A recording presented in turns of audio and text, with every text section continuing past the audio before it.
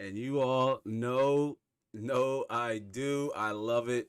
I love it as much as y'all love it. Welcome back to the weekly Inside the Lab experience, episode number 48.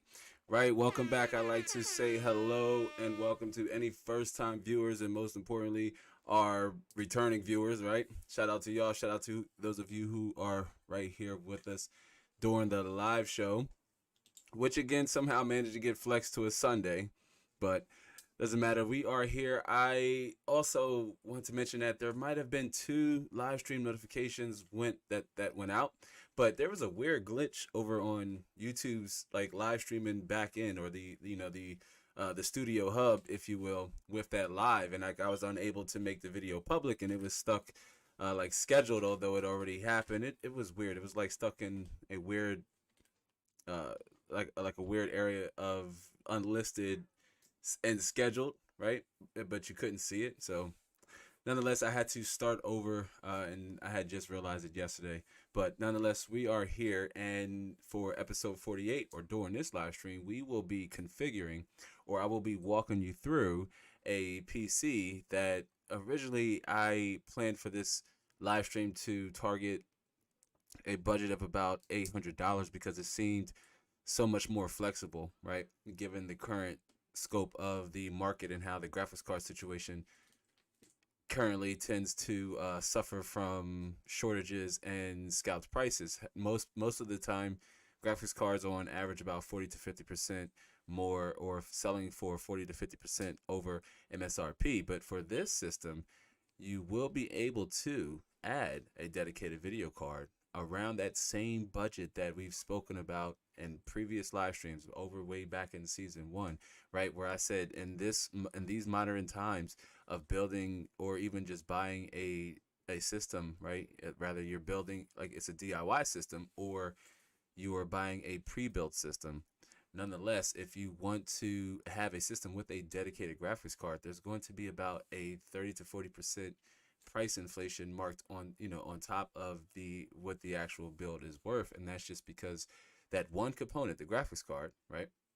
That one component, the graphics card, that is what's causing PC gaming to be expensive. It's not entirely expensive. It's expensive if you want a dedicated video card, especially a dedicated video card with more than 2 gigabytes of VRAM, which even these days could still be a little tricky to acquire, because you're still going to pay at a minimum at least 30% more than what it's actually worth. But in today's live stream, or for today's live show, we will be configuring an $850 PC. I know I said originally I wanted to target a budget of around $800 because it was just a little bit more flexible, but because given the fragile state of the GPU market, prices are constantly fluctuating. But even with this budget here at about $800 to $850, you could still very much procure the graphics card that we're going to mention and talk about in this live show. So do be sure to stick around for that if you're here with us right now or you're watching on the replay. Shout out to our replay fam.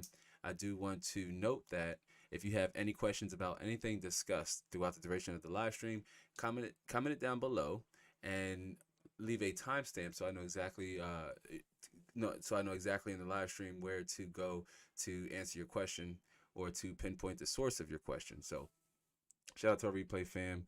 Appreciate you watching the replay. But again, for this live stream, we are discussing a PC that can fit the bill or can serve as 800. Well, let me see if let me get an audio. Live stream, we are discussing. Yeah. Sorry, just testing. I mean, yeah. Let me know if you can if you're having any audio issues on your end, but on my end it looks like the audio is going good. But for this live stream again, we are discussing a PC that's floats around the range of about $800 to $850. Still a little bit on the high end, but again, with with a PC, right? It's more so about investing in your overall experience. So for this particular configuration for a system that's going to double as both a productivity machine and both an entertainment device or machine, then it needs to at least check off a lot of a lot of the requirements that you would want in a system that's capable of doing both of those things. Not in particular just say, running games at 1080p or 720p low settings, or just say, I just want to browse the internet, or I want to make music, or I want to edit YouTube videos, or Twitch videos, or even manage a podcast. You want a system that's going to check all of those requirements, right? It's going to cross off all of those requirements. So in this particular live stream, we are going to configure a PC, right? Like, let's configure a PC, a system for gamers, creatives, and the many alike, or the same, right? But what does that look like exactly here in 2021? More specifically, what does that look like here in 2021? And most importantly, is the cost to entry worth it? That's going to be a reoccurring theme here throughout this live show. But that is what we're discussing in this live stream, while of course answering any and all of your questions along the way. If this is your first time here, welcome again to the weekly live experience. I'm Terrence, your host and conductor and operator of this here roller coaster ride that is the live experience. And with that out of the way, let's get things geared up, jump right into it. I see Sparta Rules in the house. Good to see Brother Anthony talking to you over on the IG. Over on the IG live stream, I've been just popping up, going live over there, and that's something I want to do a little bit more often. It's going live over on Instagram because a lot of the community has a preference as to what social media app that they prefer to engage with the social media influencers they follow, whether that be YouTube or Facebook or Instagram, right? I think the healthy balance is Instagram between the two, simply because you can make text-based posts over on Instagram like you could on Twitter. It's just that you can't include hyperlinks. So that's one thing what makes Twitch an effective platform, at least for me. I consider it like a micro blogging platform, like to just like microblog, get quick tweets out every once in a while, or just quick updates to the masses. While Instagram is all visual, it's also about having a story or a visual story with your post, even if that's like with a text-based post with just letters on there, right? Most of the time, they may be behind it might have a piece of scenery behind it or some form of prop in the background, just to make that text-based post stand out. That's not necessarily the case over on Twitter, although I do like and enjoy Twitter. But you know, with Instagram, it's all about the visuals, right? It's all about the visuals. But it's good to see you, Sparta Rules, and anybody else that's just joining again, welcome. I do want to remind you to do me a favor, hit the like button for me on your way in or on your way out if you're unable to stay. And if you're new, hopefully this live stream I will have earned your subscription. Hopefully I will have been entertaining and educational enough to have earned your subscription. And if you've already subscribed here to Inside the Lab, first and foremost, thank you for, being a loyal subscriber and member here to this ever-growing community. Now, again, for this live stream, we will be configuring a system that won't exceed the $850 mark. In fact, it ever so slightly exceeds the $800 mark, as you'll see here as we walk through and down our parts. But it ever so slightly just surpasses the $800 limit, but still has a lot of upgrade potential. That's something I preach a lot here. When you are designing or conceptualizing your build or your system, design and conceptualize for the future, not just for like the now, but conceptualize for the future, build for the future if you can, because games that you wanted to play yesterday may not be as demanding today, and games that's going to come out in the future, of course, will outpace the hardware that's available today. So this is why you want to at least have the acumen to understand where it is you want your journey to go as a PC user, as a PC gamer, as a content creator who uses a system or a Windows-based system, right? Who doesn't run your system on a Mac. I mean, hey, listen, I'm not no shade towards the Mac users. Actually, when I developed video games, when I was an independent developer, I actually favored working with the Apple OS versus Windows at the time. But of course, for all other tasks, especially right here, right now in the workflow, I of course prefer the DIY platform that is the PC. Oh, WASD moves. Cliff is in the house. Cliff, it's good to see you. Cliff gets the air horn. What's happening, Cliff? It's good to see you, brother. Cliff is in the house. Shout out to Cliff. Cliff is a channel member, one of our lone channel members. It's getting lonely over there. Come on, fam, join. Actually, I think we had a new member join too. I need to check to see who it is, but Cliff is a channel member. Shout out to WSAD Moves being a channel member. I appreciate your support in the channel. This channel is funded by you lovely guys and gals. Remember, MSI and all the big dogs, they haven't started reaching out to me yet. Not yet, but don't worry, because I want to continue to improve the content and improve the quality of the content so that, knock, knock, knock, knock. When they do come knocking, I will be there. But so long as I don't like having my influence persuaded, like I like giving reviews as it is, right? Like just true and true. But yeah. But this channel is funded by you lovely guys and gals, and becoming a channel member is a direct way. YouTube does take a little cut, but it's still a very much direct way to support me on a reoccurring member. So, oh, Sparta Rose. Okay, yeah, I didn't see Sparta Rose. I'm sorry, I can't see it here, but yeah, okay. Sparta Rose, you get the horn as well, and of course also an applause. Shout out to you, Sparta Rose. That's my bad. I couldn't see the badge because of the angle of the monitor, but I appreciate you being a member. Welcome to the club, Sparta Rules. Yeah, it's more exclusive content will be slowly coming out over there. We share it on the community tab, and I also want to plug in that I know it's a strong commitment, and I'll bring it up here in a second. But if you become a master, if you consider becoming a master, then you will have the opportunity to come on board here on the spinoff of the live experience, where channel members are able to come on to the screen, and if you don't want to come on, then the chat will only be available to channel members regardless of your tier. But masters will be able to come on to the screen, and perhaps novice novice builders. I haven't decided if we'll open it up, but I love to chat with all you guys regardless. But the spinoff live show for channel members is going to be pretty dope, because it's going to be a super inclusive conversation that you as a viewer will help craft, right, and bring together, which we will still be able to provide value for listeners and viewers that are watching, who maybe on the fence. You know what our motto is here, y'all. We like to try to persuade and move as many people over to this platform, right, as possible. So that is the mission, that is the message, and that is what we will continue to strive to do. And the spinoff live stream for channel members will help also push that envelope and will serve as a spinoff to the live experience. But we are here, and the live show will continue to evolve and get better.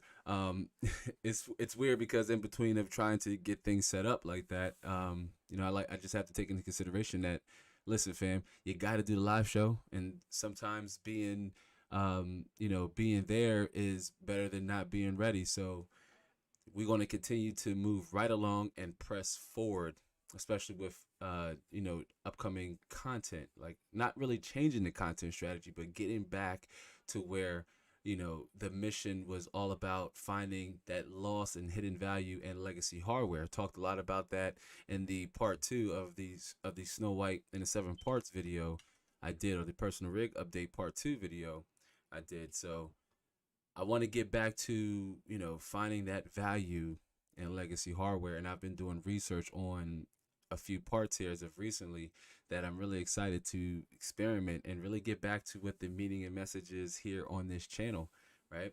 So with that out of the way, let's jump right into the conversation. For those of you who just joined in, again, welcome to the Inside the Lab weekly live experience. And in episode 48, we are configuring an $850 PC that can serve as a gaming system and both a content creation or productivity system, with plenty of room to upgrade and or space for expandability, if you will. No, it won't be the cream of the crop or have an i9 or a graphics card with, say, 12 gigabytes of VRAM or more, or 8 gigabytes of VRAM or more, but it certainly will have all of the tools that you need to get started with your PC gaming journey, or start your journey as a PC gamer, or start your career as a content creator. If that's you, do let me know, especially over on our Discord, if you're interested in creating content. That's something that the tools and strategies and the tips that I have, that I've acquired over the years, over the last 2.5 years of creating YouTube content, and just even prior to that, I have a lot of helpful tips I can share that I can help you as well, outside of what kind of system you want to have for the kind of content you want to create, and what you should know. But definitely would love to share that with the Discord fam. If you want to sign up for our Discord, as you can see in the chat, if you haven't chat and you're on the replay, I leave the chat up. Some content creators like taking the chat down, but I'm like, but if you share links in the chat and somebody's watching and they can't find that link anywhere else, wouldn't they maybe want to click on it? Whatever. But I leave the chat up. So at any point for our replay viewers, or you're here watching and you heard me drop a plug to a link and you maybe missed it in the chat, you can always scroll right back up at any time and click on it. But one way, as of date, either sign up to become a channel member to gain access to our Discord chat, to our Discord room, or sign up for our email list, and I will send you the link. But again, with this system will have, the system that we're configuring today will have a dedicated video card. I kind of went on a monologue and went left a little bit with creating content, but that's because this system is geared to do so much more other than just game. And when I say content creator, that's just not limited to a YouTuber. You might want to stream Twitch videos. You might want to stream custom Lego builds, or you might want to, create hardware videos yourself, like tech videos yourself, which would be really dope, right? Be like a lab coalition or what have you. But regardless of your content creation journey or path, a system of this caliber will help you get started on that journey or path. So we're going to start, let's jump right into it. And we're going to start over on, let me see here. We're going to start over on everybody's favorite, everybody's favorite website. And that is, of course, PCPartPicker.com. So over on PCPartPicker.com. Of course, now what we like to say here is, for the most part, you really should and stick around because we're going to talk about this extensively along the back end of the live stream. But for real, you should have your monitor picked out, even if you haven't purchased it yet. You know it's in the cart. You have your heart, mind, wallet. You have the whole everything. Everything is set up and ready to go. Like, you are decisive about your monitor, the make, the model, the brand, the quality, how many HDMI ports, how many DP ports, display ports does it have? Does it have built-in speakers? Will you need separate speakers? Will you need external speakers? Can you wall mount it? What kind of stand does it come with? Is the stand adjustable? That way you can have a comfortable, visual experience. You can change the monitor and adjust it to your chair height. Once you've decided or you've checked off the list of finding a monitor that will serve all of your needs, right, and will fit the kind of play style that you are targeting, then this is where you would want to start this process. For hypothetical senses, because it's still very much the most popular and well targeted resolution and refresh rate, that is 1920 by 1080p 60 hertz, right? That is like the gold standard when it comes to building a gaming PC, especially if you're teetering over the edge of $500 to $600, right? Like, that's where we are with this system. So when you're building a system that's going to break that, that $1,000 barrier, or that $1,000 mark, or half of that mark, like we're doing today with this 800, this build again that comes to about $800 to $850. Again, the price of the graphics cards fluctuating, is changing daily. When I was preparing for this show, it changed just overnight, and I was like, oh, okay, well, it's still very much doable. It's still very much possible, and this system very much still provides a significant amount of value for someone who's, if that was you, right? If someone who was looking to still very much game, but also very much can still turn the game off and turn on the productivity workflow within the click of this, within the click of the mouse, right? Or alt tab your way around your monitor. But once you've already, picked out your monitor, now you're kind of able to start this process. You want to play games at 1080p 60 on an average of at least 60 fps, regardless of the settings you're playing at. Or you can change your settings to target that refresh rate to be at least as close to it as possible, if you can, slightly even exceeding your monitor's refresh rate on average within the games, depending on the games you're playing. If it's not a super graphically demanding game, then games like Destiny 2, CSGO, and Rainbow Six Siege, this system will be able to surpass that refresh rate. Even if you want some level of detail in those games, especially games like Destiny 2, making it more suitable for you to purchase maybe a 1080p 75 hertz monitor, if that's you, right? But let me scroll over here, scroll down a little bit. Okay, chat. Just make sure the chat didn't freeze and lock up on me. But for this system, so we're going to start with the CPU, or most of the time what I recommend is at least going like motherboard and then CPU, somewhere in between there, because if you know your monitor's resolution, like what resolution you want to play your games at, it's not past 1080p, but you want at least a 1080p monitor, then you want a CPU that's going to be able to balance out your graphics card at that resolution, especially when you start to dial down the graphics settings, which then makes the game more reliant on your CPU. So a good rule of thumb here, not to confuse, is to find balance between those two components. You want a just as fast CPU for a fast GPU. This is something we talked about again extensively in the my part 2 of my personal rig update. But if you haven't seen that video, you can find it on the most recent playlist,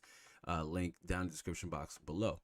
But starting with the CPU, and brace yourself, y'all, because I know you would say, man, Lav, why Intel over AMD right now, right? Like, why go Intel over AMD right now? And that's because of the lower cost to entry for the best performance for your money. Okay, and you're going to see that here in a second as to how you're able to achieve that with going with an Intel platform, right? Like the one we're going to go with here today versus an AMD platform. This could also very much depend on your upgrade path that you have planned after like about 6 months to a year after you've had your build. That's considering what you want to change or what you know you'd want to enhance. If you're starting on a 1080p monitor and you're like, well, I know I'm going to want to play games at 2560 by 1440p, you should be prepared to invest in a beefier graphics card with at least 6 gigabytes of VRAM and possibly more DDR4, more RAM, depending on the game. So it also could depend on your upgrade path, or you could lean a little towards, well, I'm more so focusing on my content creation career and less games, or I want to stream my games, or I'm going to be streaming real heavy, like I want to run a live streaming channel. Then you want a CPU with at least 6 or 8 cores starting off, quite possibly even 8 cores starting off, and you try to budget around that. And now, again, Intel over AMD at this moment, right now in 2021, right now, that pendulum leans a little forward to Intel offering or having a lower cost to entry for the most performance or the best performance for your money. That is crucial, keeping the cost to entry as low as possible, or at least the cost for your core parts, that is your motherboard and your CPU, and quite possibly your RAM, depending on those two parts. Either your motherboard and your CPU, keeping those parts, uh, you know, really targeted for what it is you're trying to get out of your system. That way, you can free up budget resources to put it towards your graphics card if you know that you want to run games at a slightly higher quality or you want to play higher quality games. So that's why I'd say right now, 2021, at this moment, y'all, this moment, we've been big time AMD advocates, and I still am. I more so see that, or mostly more so see that there's a lot of value in some of the previous generation Ryzen CPUs. If you're looking at, say, gaming at 2560 by 1440p, especially in the Ryzen 3000 and Ryzen 2000 class of CPUs, right? Like a 2700X or a 3700X, even a 2600, and a mid-tier graphics card can really provide an experience that is akin to a high-end system, and there is low cost to entry associated with those chips, with those CPUs and motherboards, especially if you can float the used market and you have resource available to you that can find motherboards that say come equipped with the necessary BIOS to run previous generation CPUs, and that's something you don't have to necessarily worry about. It's an even bigger savings that you can put towards, again, another aspect of your build, whether that be your monitor or your graphics card. Those two components are going to be crucial to your experience as a PC user, regardless of what it is you're doing. So starting off with our CPU, and because we're going with Intel, right? We're going to, and this machine is designed to serve, again, as a gaming system and a content creation system. Starting off with 10th generation Intel. Why? Because one, they are incredibly low price right now. And another pro tip that you're going to constantly hear me mention and refer to throughout this live stream is that if you're here statesbound, you're by a Micro Center. Micro Center has some incredibly low prices. You can really save some money by picking up parts at a Micro Center. Spoiler alert, yes, they also have graphics cards, like plenty in stock. They're just limited, so you can't buy them online. That's the one downside. But we're going to start with the Intel 10th generation i5 10400. Why the i5 10400? Well, for starters, 10th generation CPUs, Intel went back to having SMT that's simultaneously multi-threading. It's hyper-threading over on AMD. Although it says SMT here, AMD calls it hyper-threading, or vice versa, I'm sorry. But we're going with the 10400 because of its 6 cores and 12 threads. Not only that, it's one of the best value CPUs under $200. And I checked across the scope. This is even its Amazon price. It's slightly less in a Micro Center, but this is even its Amazon price. So you can pick up this CPU, which comes with a cooler, which comes with a box cooler.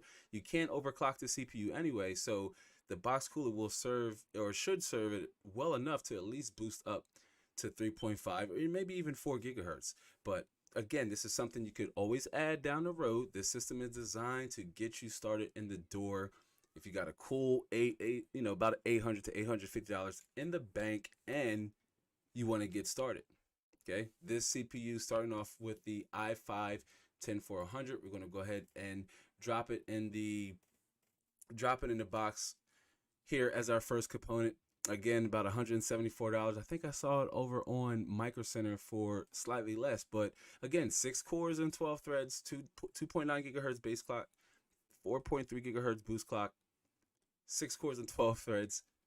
It's a beast of a CPU, and it comes in at just under $200. It does have a low TDP, 65 watts, so that means you can achieve high and sustained boost clocks with a quiet and sufficient aftermarket cooler, or even a cooler that comes with it. It doesn't have a K attached to it, and if you didn't know, that just means that it's not unlocked. Intel CPUs come locked and unlocked separately. Locked CPUs have the non-K, while unlocked CPUs have the K attached to it. I personally enjoy overclocking, but if you have zero interest in overclocking at all, you can save some money with going with a non-enthusiast board, like we're going to jump down here in a second and point out. But you can save a lot of money, or again, put it towards another part of your system, another component, by going with a CPU that's locked, especially when you have no intentions on overclocking. Sure, you can invest in a decent cooler to allow it to boost at a higher clock frequency. This is going to free up resources and make your system run slightly faster in games and encoding and render videos. But with this low TDP of 65 watts, again, doesn't require a beefy cooler. Even a 120 millimeter AIO could be considered overkill, because you can achieve a similar results with, say, a Hyper 212, right? Something along the effects there, or a Noctua DH15, and that CPU cooler might even be slightly overkill.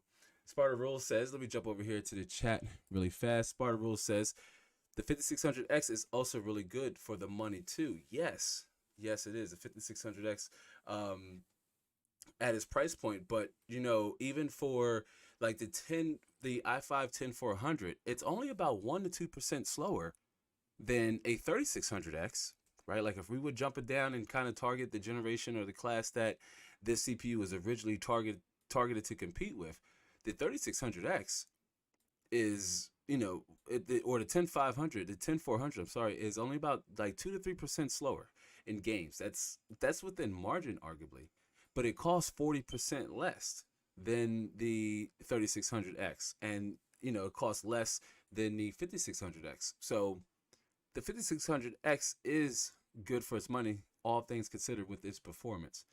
But to keep the cost low, right, you can save on some of that performance and keep your cost to entry low. You don't really need to invest beyond your needs. One thing I like about the 10400 is it's locked, right? Like it's a locked CPU, and it can achieve significantly high boost clock frequencies, even with the cooler that comes with it. But if you were targeting an AMD system and you say, well, I have slightly more to put towards my budget, which we're going to get to that too in a second, so it's a good point to bring up, Sparta Rules. But if you have slightly more to put towards your budget, there's some areas you can shift here. But we're going to stay on 10th generation here, and I'm going to tell you why in 1 second. And of course, it has something to do with the almighty cores, because that's the reoccurring theme these days. It's all about the cores, right? It's all about the CPU cores. And so that's why staying on this, B560 chipset that we're about to segue into is a smarter an investment, especially at your initial costs. It's just smarter to keep your costs low, because the cost of graphics cards are so high. It's like, where can you compensate at? Like, where can you save money? Because the i5-10400 is essentially a low-powered 8700K, right? With lower base clocks and lower boost clocks. It's ideal for modern 1080p gaming and even 1440p gaming. So this is a well-rounded CPU. It really depends on what type of user you are. But the beauty of this system, of this build that we're laying out here, excuse me, the beauty of this system that we're laying out here is that it's well designed for both user types. Whether that is someone who wants to game at 1440p, you have, room for that upgrade path, or if you want to just run modern games at 1080p, then you also have room to enhance your experience along that path as well. It's not as fast as a 9600K, right? If we would jump back a previous generation, it's not as fast as a 9600K, which is which is a lock CPU, so it could be overclocked and have higher boost clock frequencies depending on its cooler, which is also selling for the same price as the 10400. The 9600K is selling for about $186 to $176 just a few days ago when I checked. That's not bad if it's a system that's especially designed and only for gaming. If you do not want to do a little bit of both, a 9600K for the same price of a 10400 could start you off even better, or start you off really well. Now the 9600K doesn't have hyper-threading. It just has 6 cores and 6 threads. But in single core performance, it's pulling slightly past the 10400, but the 10400 outperforms it in multi-threaded tasks, and this helps with applications and software that's able to take advantage of having so many different cores and threads at any given time. So again, it really boils down to, what do you need out of your system, right? Like, do you only want a game? There's this concept that in some games, hyper-threading or SMT, depending on your chip, actually, ruins performance on your games. It doesn't necessarily help, especially if the game isn't well optimized for having more than, say, access to 4 or 6 cores. If the game's not optimized for it, then it won't know what to do with those cores, and the CPU will just be running at half speed. But having a CPU like the 10400 that's able to scale well in multi-threaded tasks and outperform, say, a 9600K, which, might be faster than it for most gaming situations, but this gives you the flexibility with encoding a live stream, recording and editing gameplay footage, and also improving your 3D render times. Having a multi-core CPU was just help, expedite that whole entire process in your workflow, regardless of regardless of either one of those things fits your personal workflow. Again, recording gameplay, editing video. You might even be doing both, or you could be a 3D modeler. I don't want to exclude our 3D modeling friends out there, but you could also want to get into 3D modeling, which is crazy work. Like, I'm not even going to hold you. 3D modeling, wow. But that's our CPU. That's what we're going with. The 10400, again, it's $174 across the board. This is its Amazon price. This is what I've seen it on Micro Center, slightly lower than that, over on Newegg as well. So depending on where you are located at on the internets, you should be able to find this CPU similarly priced. Now, what type of motherboard should you go with, right? Because this is a lock CPU. So you don't want to go with the Z chipset. That's an enthusiast grade chipset, like the Z490 or the Z590. Those are motherboards that have slightly beefier VRMs and better voltage regulators to help with enhanced overclocking, or like for extreme overclocking, if you will.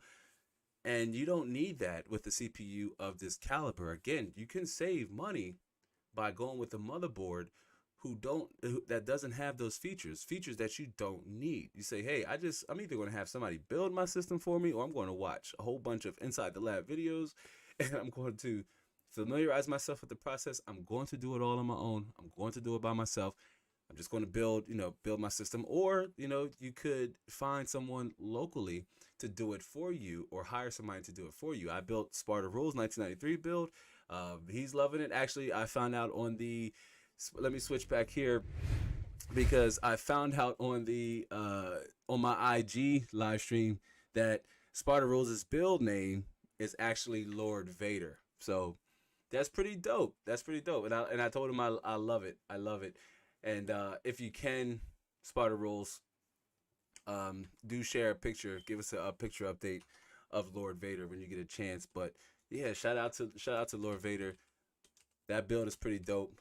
But if you can, Sparta Rules, drop us a picture in the Discord. And if you want to watch that video that I'm referring to, you can find it also in the most recent playlist down in the description box below. It's the mini ITX build we did, I think it was about a month ago.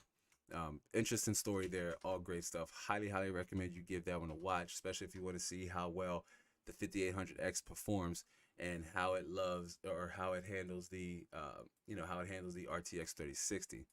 Cliff says, or WASD says, that 10th gen chip will also support resizable bar and smart access memory in Windows 11. Yes, absolutely. Those are two features that was just introduced that is meant to, improve performance in your games by slightly altering the image and what have you. Smart access memory, of course, working with your graphics card. But yeah, be it on this newer platform, you'd be able to take it, have access to those technologies, and also still, again, this is why it's important to really consider your upgrade path. And actually, thank you for bringing that up, Cliff, because when we jump into the motherboard section, we're actually going to talk about that quite a bit more in detail as we talk about what it is you want out of your motherboard and how you want your motherboard to at least survive the first initial existence of your system, that being your core platform.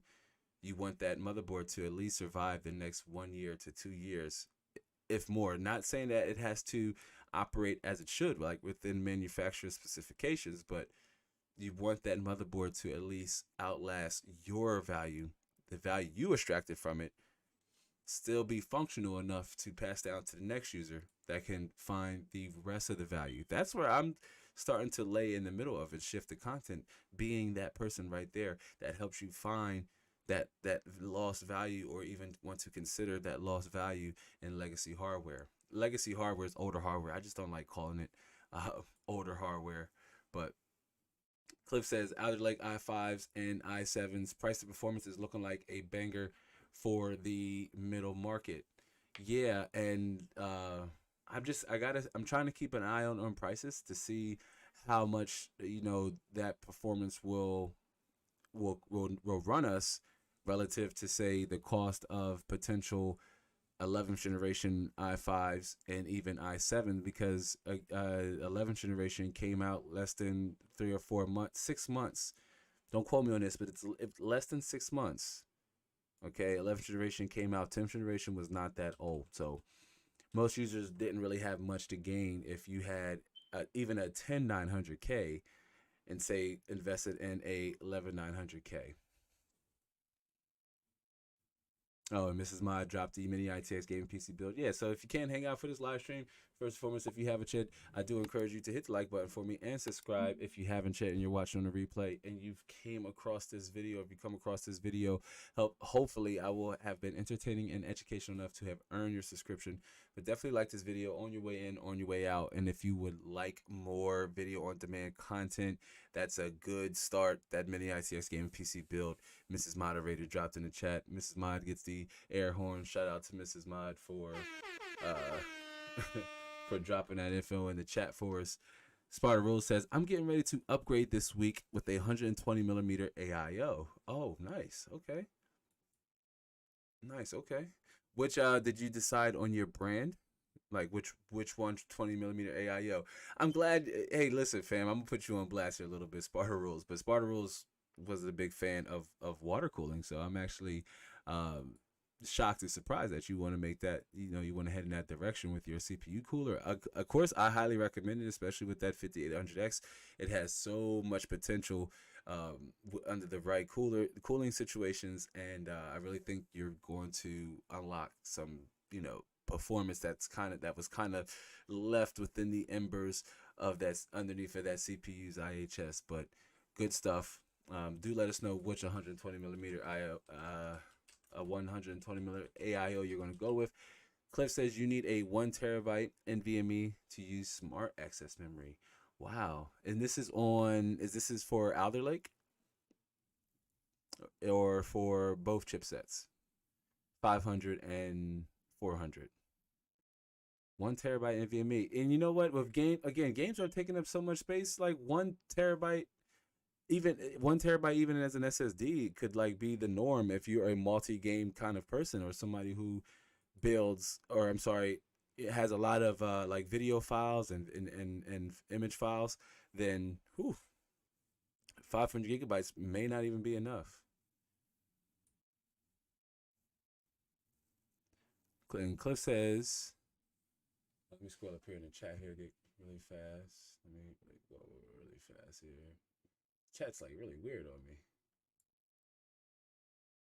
It says my Microsoft okay, so Cliff says Microsoft changed the requirements from 500 gigabytes to 1 terabyte for smart access. Yikes, man. So you know what? Now's the time, y'all. Now's the time, especially with storage being relatively low. Cliff says, I've been testing a boatload of legacy GPUs. Yes, gotta love it.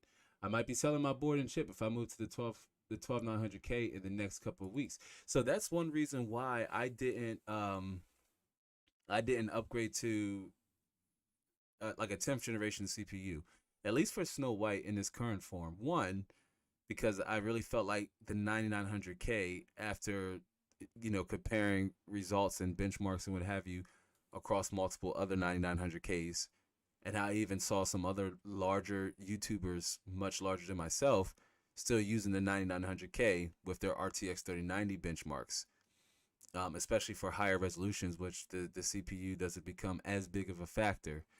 But it's the same reason why, because if the 12900K really, well, which we may see weird core configurations with 12th generation Alder Lake. Like we might see like odd number core, odd, even core, odd threads, something to that extent. But I too said, well, if 12900K has more to offer at its price point than say 10th generation 10900K, or what 8350K, or even I skip over 11th generation altogether. I mean, it tops out at 8 cores, and with a system of this caliber, like the next leap for me should be more than 8 cores. That could very much be in the form of a 12th generation Alder Lake CPU. But because 10th generation and even 9th generation Intel still holds value for gamers, then it just, as a legacy platform, it just can't be ignored. The new stuff coming out is going to be great, but there's still going to be value left in 9th generation chips. It's just going to be how much can you find a motherboard for the CPU that's going to make all the world of difference. But like Cliff said, sometimes, like Cliff said, I might sell my board and chip if I move to a 12900K. LGA's 1700 socket, and there could be a lot of different users on the market that will have that similar mindset. Even if AMD announces, because AMD is preparing, it's what I would say, either it's going to be Zen 3 Plus on the AM4 Plus socket, or Zen 4 on the AM4 Plus socket, something to that extent. But the socket will change in some form. But we will see. We will see.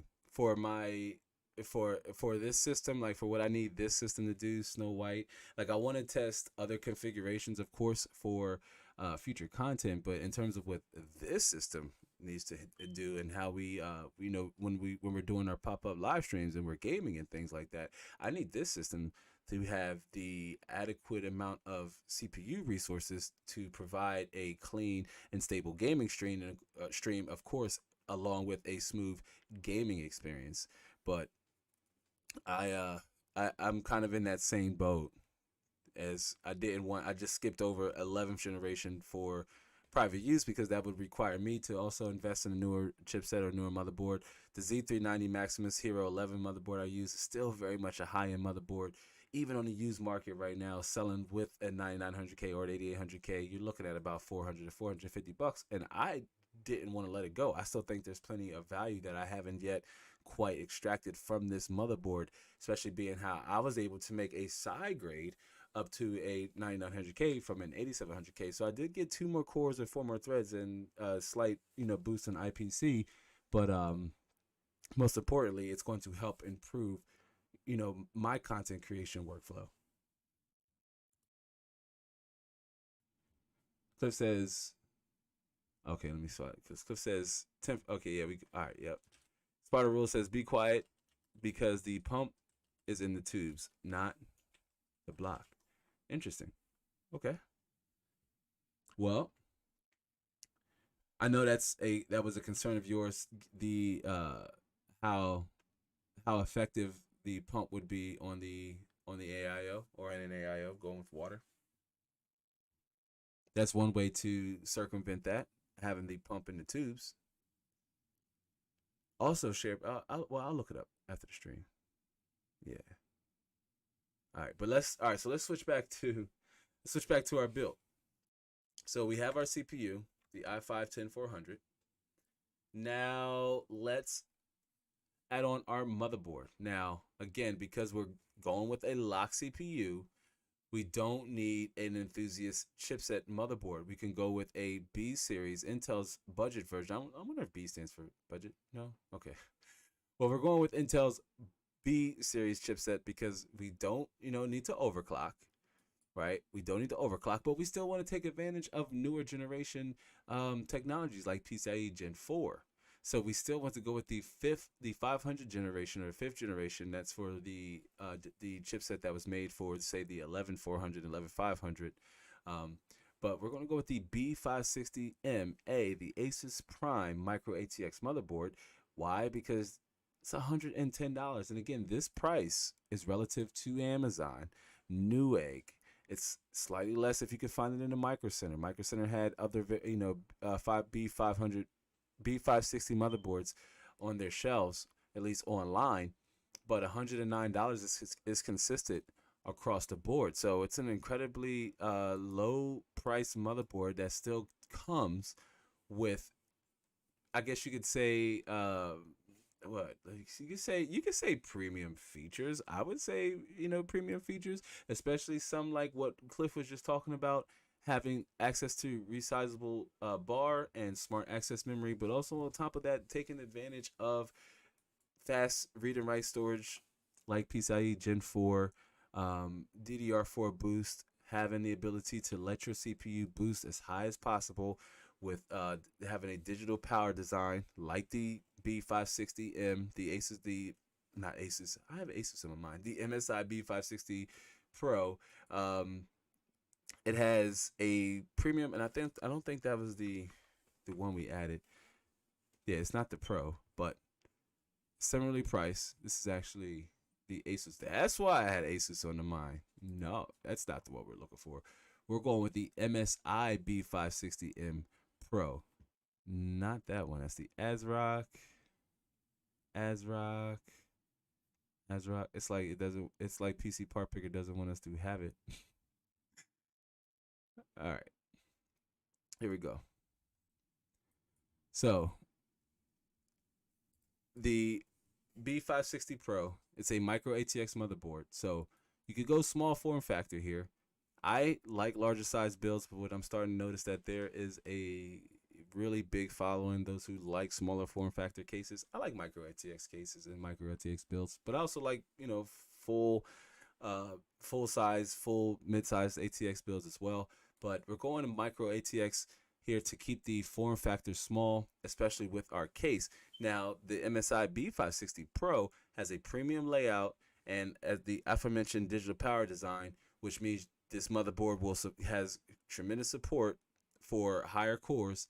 On top of that, supporting the performance that comes along with those higher cores. So one avenue that makes this motherboard a good quality choice to start out with is that it has support for the 10-core 10900 or the 8-core 11900 for a more well-rounded, like straight gaming system. If you say, well, no, I don't really need cores, but I can tell you one thing: whether you want to run Streamlabs OBS or Classic OBS or any other form of like Livestream encoder or Livestream hub, those things require additional CPU cores. It will task and pull resources from your CPU, just like your game still very much will, or if you're recording the game. So having more cores available to you will help you, help you achieve that that smooth experience that your viewers should experience. Hopefully that's what you're experiencing here.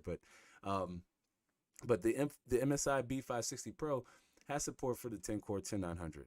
If that's a CPU you want to upgrade to, say 6 months or 7 months from now, and you say, you know what, I don't necessarily want an i7 11700, or I don't want a 10700. Again, you want to stay with a CPU that isn't has or doesn't have the K branding attached to it. So again, that could be the 10 core 10900 or the 8 core 11900. Either way, this motherboard has an extensive upgrade path for you, newer chipset, so you have access to the lightning fast Gen 4 PCIe for maximum transfer speeds and what have you. And on top of that, we will be going with an NVMe M.2 for this build to help take advantage of said Gen 4 PCIe performance. So that's our motherboard. Switch it back here to our configurator here. We have our CPU and our motherboard, which puts us, so far, we're only at 268. So those two core parts, our two core components, our motherboard and our CPU, the i5-10400 and the MSI B560 Pro, comes in at just under $300, or not even just under, like $40. That's significantly low.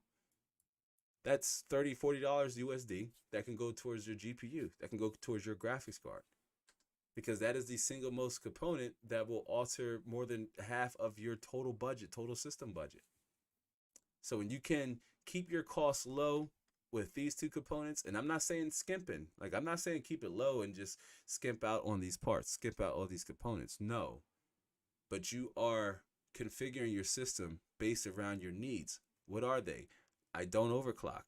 I have no interest in overclocking.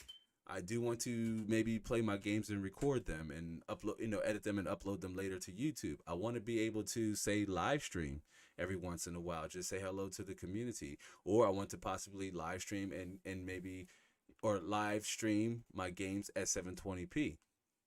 I also want a motherboard that's going to be able to allow me to enhance my system over time. Like, I don't want to feel obligated to have to invest in a whole nother motherboard and a whole nother CPU in 7 to 8 months from now, or even 6 months, half a year from now. So we're going to talk about the upgrade path really quickly towards the back end of this live show. But these two components check off the needs for that core user, for a user who needs their system to be able to accomplish those things, or who want those things. An extensive upgrade path, check. Motherboard, a CPU that's well-rounded for gaming and productivity. It doesn't have features I don't need. That's very important.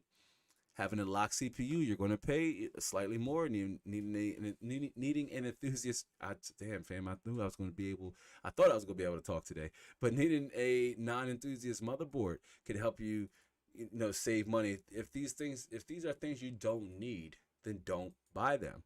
But if you want to overclock, sure, great. You're on a slightly different upgrade path, and your parts will have a different cost associated with them. But for all sakes and purposes of this live stream, we are targeting that user who don't want to accomplish overclock, who doesn't want to do overclocking and things like that. They just want to accomplish a healthy, steady stream or gaming experience, right? At 1080p, because that's, again, this is what we're targeting, at least 1080p, 60 hertz. So we have our CPU and our motherboard. Cliff says, I noticed, sorry about that. Cliff says, I noticed better 1% lowers when I went from 8700K to 9900K. That's something I'll keep an eye out for, the Far Cry 6, settings overview I want to do.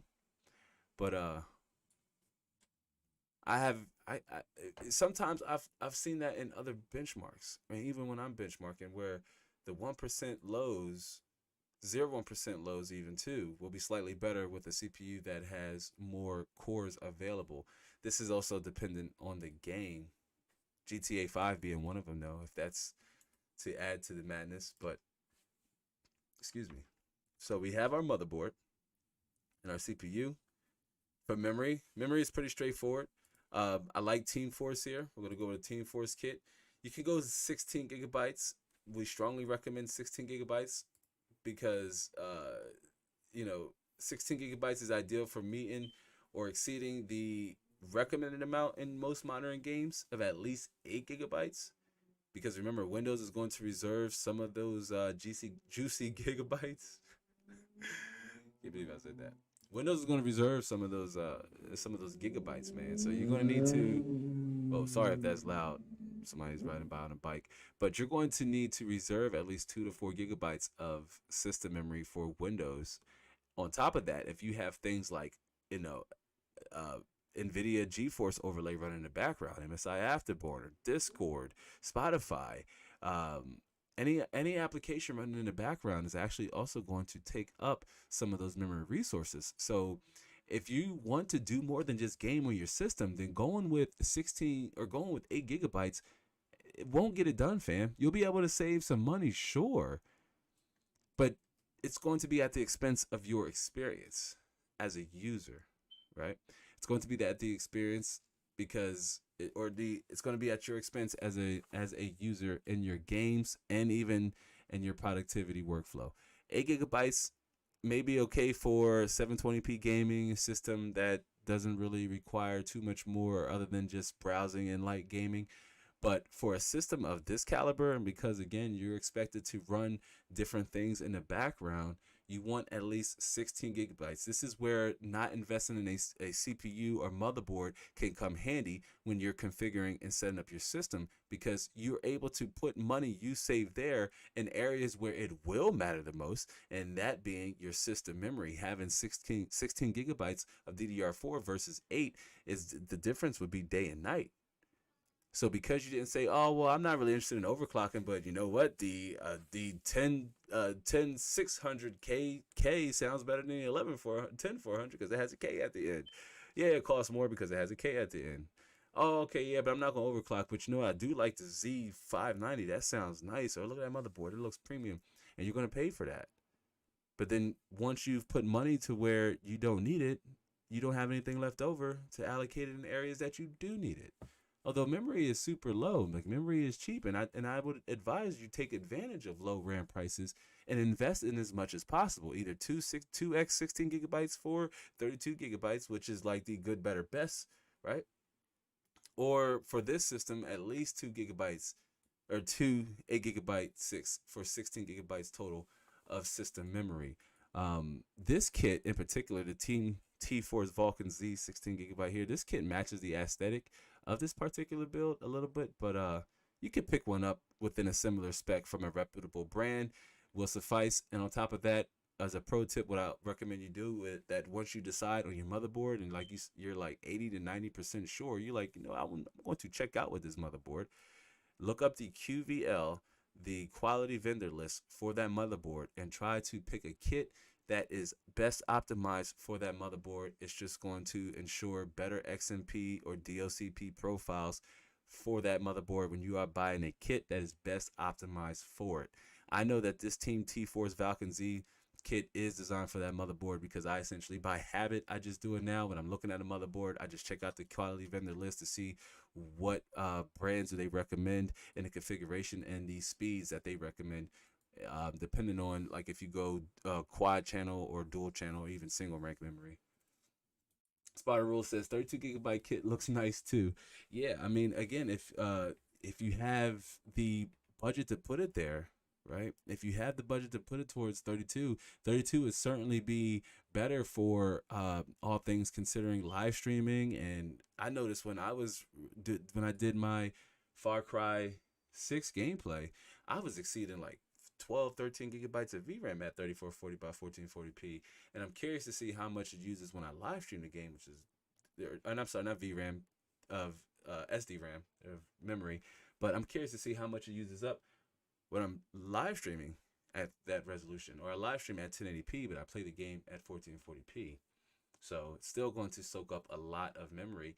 So if that's something you're interested in, you say, you know what, Lab, I might want to do that. Then fam, you might want to add a little bit more to your budget. You can even go with, say, this Corsair Vengeance low profile kit of 32 gigabytes right here at $140. It's actually a really reliable kit. The slightly lower difference, say, versus this fancy kit here is that it doesn't have any RGB. It's just pretty straightforward. But this G-Skill Trident Z has some pretty fancy heat spreaders going on here with the lab green right there, and then the RGB array going right down the center of the SD RAM module. But that's just the price difference you're going to pay. And that right there, fam, it's right there. The proof is in the pudding. If you want RGB, you're going to pay about $44 more. If you want a kit of RAM that just looks a little better than, say, this Corsair Vengeance LPX kit, like, which kit would you rather have? This here with just the Vengeance LPX sticker? Although I personally think the heat spreader looks okay. Like, we've used it here in the lab a few times, like the red and the black and just the different colors of it. But compared to the G-Skill Trident Z Neo, like, which one would you rather have?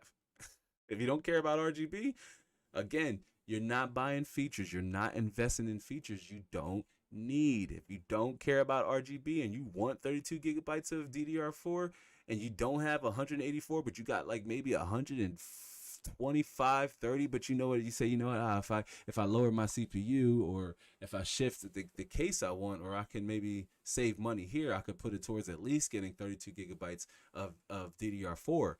I don't care for I don't want RGB. Like, I don't care about that. Then you won't need to invest that extra bit of spend just for something you have no interest or that you care about. This kid too, just trying to see a similarly spec kit. I mean, this Corsair Vengeance, which I like this memory. This is what I had in Snow White before, but I had a 16 gigabyte kit. But I like this memory here. But again, you're going to pay about $20 something more simply because it has this nice RGB array going down the center of it, which does look pretty cool. I will say, if you like RGB, or you like customizing your settings, or you like customizing your system, I'm sorry, then go with a kit, memory with RGB. It really does make it stand out and just really complements and brings the build all together. But again, you can go with a kit, 16 gigabytes here. This is going to be ideal and work for this system, simply because we want to game. Most games require at least 8 gigabytes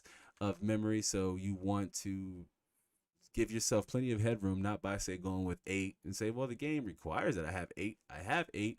No, if you have a single rank of memory, 8 gigabyte stick in your system, and the game requires at least 8 gigabytes of memory, you don't have that amount, and you will probably suffer from it'll just be an unplayable experience. More than likely, you probably have a lot of stuttering and freezes, and maybe the game quite possibly wouldn't even load. If the game requires at a minimum of 8 gigabytes of DDR4. So this is why it's good to invest now, especially with this system, in at least a 16 gigabyte kit of DDR4. Again, this Team T-Force Vulcan Z here, this kit here matches the aesthetic of this system. So we're going to go ahead and drop it into our system and add it. And that brings our core so far to about 330 USD. So we're getting close to that halfway mark. Let me switch back here, because we're getting close to that halfway mark. We're not quite there. We're not quite there, but we're getting close to that halfway mark. And I just remind anybody else who's just now tuned in to hit the like button for me on your way in or on your way out, and subscribe. Subscribe if you haven't yet. Subscribe if you haven't yet, as we have similarly post content coming here very soon. Sparta Rules says, or let me drop down one more. It says WASD says 32 gigabytes of dual rank sticks in dual or quad channel. Dual rank DIMMs will give a boost. Usually 16 gigabyte DIMMs are dual rank, but you will need to double check.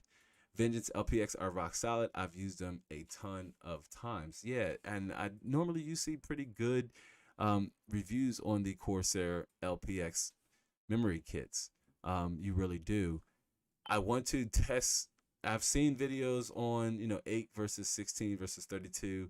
I've seen videos before who tested to see which games benefit from which configuration, and it's something I definitely want to test myself and run here just a little bit more extensively. But Again, it's good to double check what configuration your motherboard prefers, especially when you're trying to target a RAM speed of more than 2666 megahertz.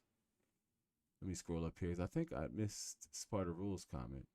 Sparta Rules says, let's see. Oh, okay. Sparta Rules just said 32 gigabyte kit looks good. But either way for the money, right? 16 or 32. If you have it and you know you're going to need it, put it towards there. But if you have it and you know you're not going to need it, save that little bit of budget and put it elsewhere with your system. And for this system, we have RAM, T-Force Vulcan Z, 16 gigabytes, two dual channel, 3200 megahertz, MSI B560 Pro, and an Intel Core i5 10400. We have our base right here. It starts with these three components, right? Whether you want a dedicated graphics card or not, you need all three of these components for your system. Okay? Which I know earlier, I know Sparta Rules that said you can go to 5600X. 5600X doesn't have integrated graphics. It may not be the best, but this does have the, I believe, 630 or 620 Intel graphics. So you wouldn't need a graphics card, or you could always use the integrated graphics to troubleshoot your system should your graphics card fail, or you want to keep your cost even lower. You say, oh, for right now, I just want, a CPU that, or a system that I could just browse the web or do some light office work on. I can maybe add a graphics card down the road. This system, you could do that too. Not necessarily with the 5600X, which gives the CPU even more value once you consider that it has that function. But we have our RAM, motherboard, and CPU. We're going to add storage, and we're going to go with the NVMe M.2. Most importantly, good old faithful Western Digital. Now, again, this motherboard has support for an M.2.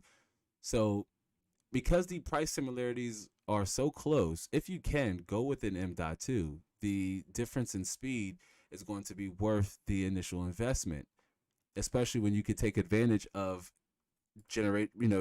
PCIe Generation 4 for transfer speeds and that 2x bandwidth on the M.2. 500 gigabytes is low. But to keep this system as low as possible, we did have to sacrifice in some areas. Now, while I would recommend, say, no, don't sacrifice, say, well, why not just go with a 1 terabyte hard drive? Because I say don't make that sacrifice. The investment here going with, say, trying to save $20 just about, or like $15, $16 just about, with going with the hard drive, that's not money well spent. Especially just to get 500 to 2x your storage capacity. That's just not smart money spent. Instead, you go with the Western Digital Blue or a similarly priced SSD. It doesn't have to be this particular one. A similarly priced SSD, NVMe M.2. Because the difference between this cost and the cost of just a standard SSD is low. So just like RAM prices, take advantage of storage prices being low. 1 terabyte SSD for $109. If you say, well, no, I do have the capacity to increase my storage capacity, I can add it to my budget and increase my capacity. I know I'm going to need at least 1 terabyte because I want to play Fortnite and Warzone and Battlefield 2042. I want to be able to have these games downloaded and installed and auto updates, so when I'm ready to sit down and play, they're just ready to go, right? That could very much be money well spent if you increase this part of your budget to improve the amount of games, the amount of files you can store. 500 gigabyte, half that amount, half the 1 terabyte capacity. It's not a lot. It is one of the weakest links of this system. We're going to talk about a few more towards the end, but it does help keep some of the initial costs low, especially versus going with a 1 terabyte M.2, like the Samsung 980, or what were we just looking at? There's another Samsung. Okay. But again, the difference in system performance is day and night. Okay. So better to invest here in an M.2 SSD versus trying to say, well, no, I can save money and just get a 1 terabyte hard drive. I'll have more storage space, but it would be at the expense of having lower load times, slower boot times, and having your applications take slightly longer to load, especially if you have more than one open and you're running on a single drive. And so you have all of your files being called and drawn from the same location.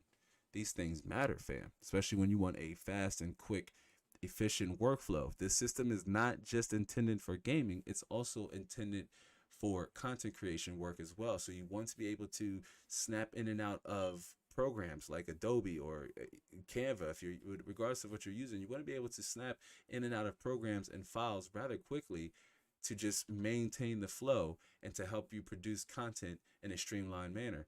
Having a fast storage that can also take advantage of the fast transfer speeds on our newer chipset, on our B560 chipset, is going to help you load your games in iOS and your OS faster, your files and applications faster, and this will all be without hesitation. It'll just be a really quick and fast experience. Again, that's why I recommend you go with at least one if you can for this budget. Again, it's that because we're trying to keep it low to compensate for the fact that we want a dedicated graphics card with this system.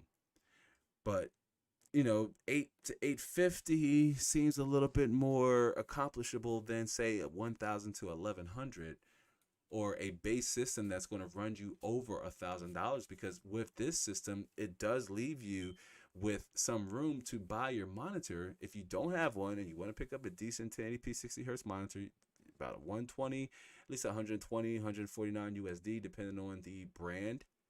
But you could add that to this budget and you would still be under $1,000. So it still very much would be achievable, at least for someone that is targeting a system of this caliber, of this performance output, a system that can create content. Not everybody is a content creator. Not everybody wants to create YouTube videos or live stream. Maybe you just want to game. Maybe that's your thing and you want to do it on the best possible platform that is the PC. Then there's also other areas you can navigate to lower the cost of this system. But as it stands right now, it's tailor-made for someone who is destined for both.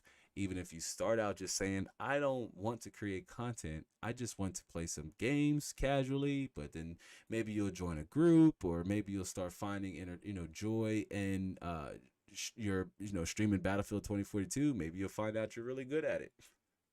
I keep saying that because I thought about playing it, and I'll maybe do a community tab poll if that's something you guys would be interested in, watching me play some Battlefield 2042. I missed the beta. I really wouldn't have had time to play the beta anyway, but when it launches, I think it's November, maybe I can, maybe I'll give it a shot. I do not like that it doesn't have campaign. Let me switch back here really fast and then we'll go back to add the rest of our components. But I do not like that it doesn't have a campaign. Like, I really don't. I don't like that it doesn't have a campaign.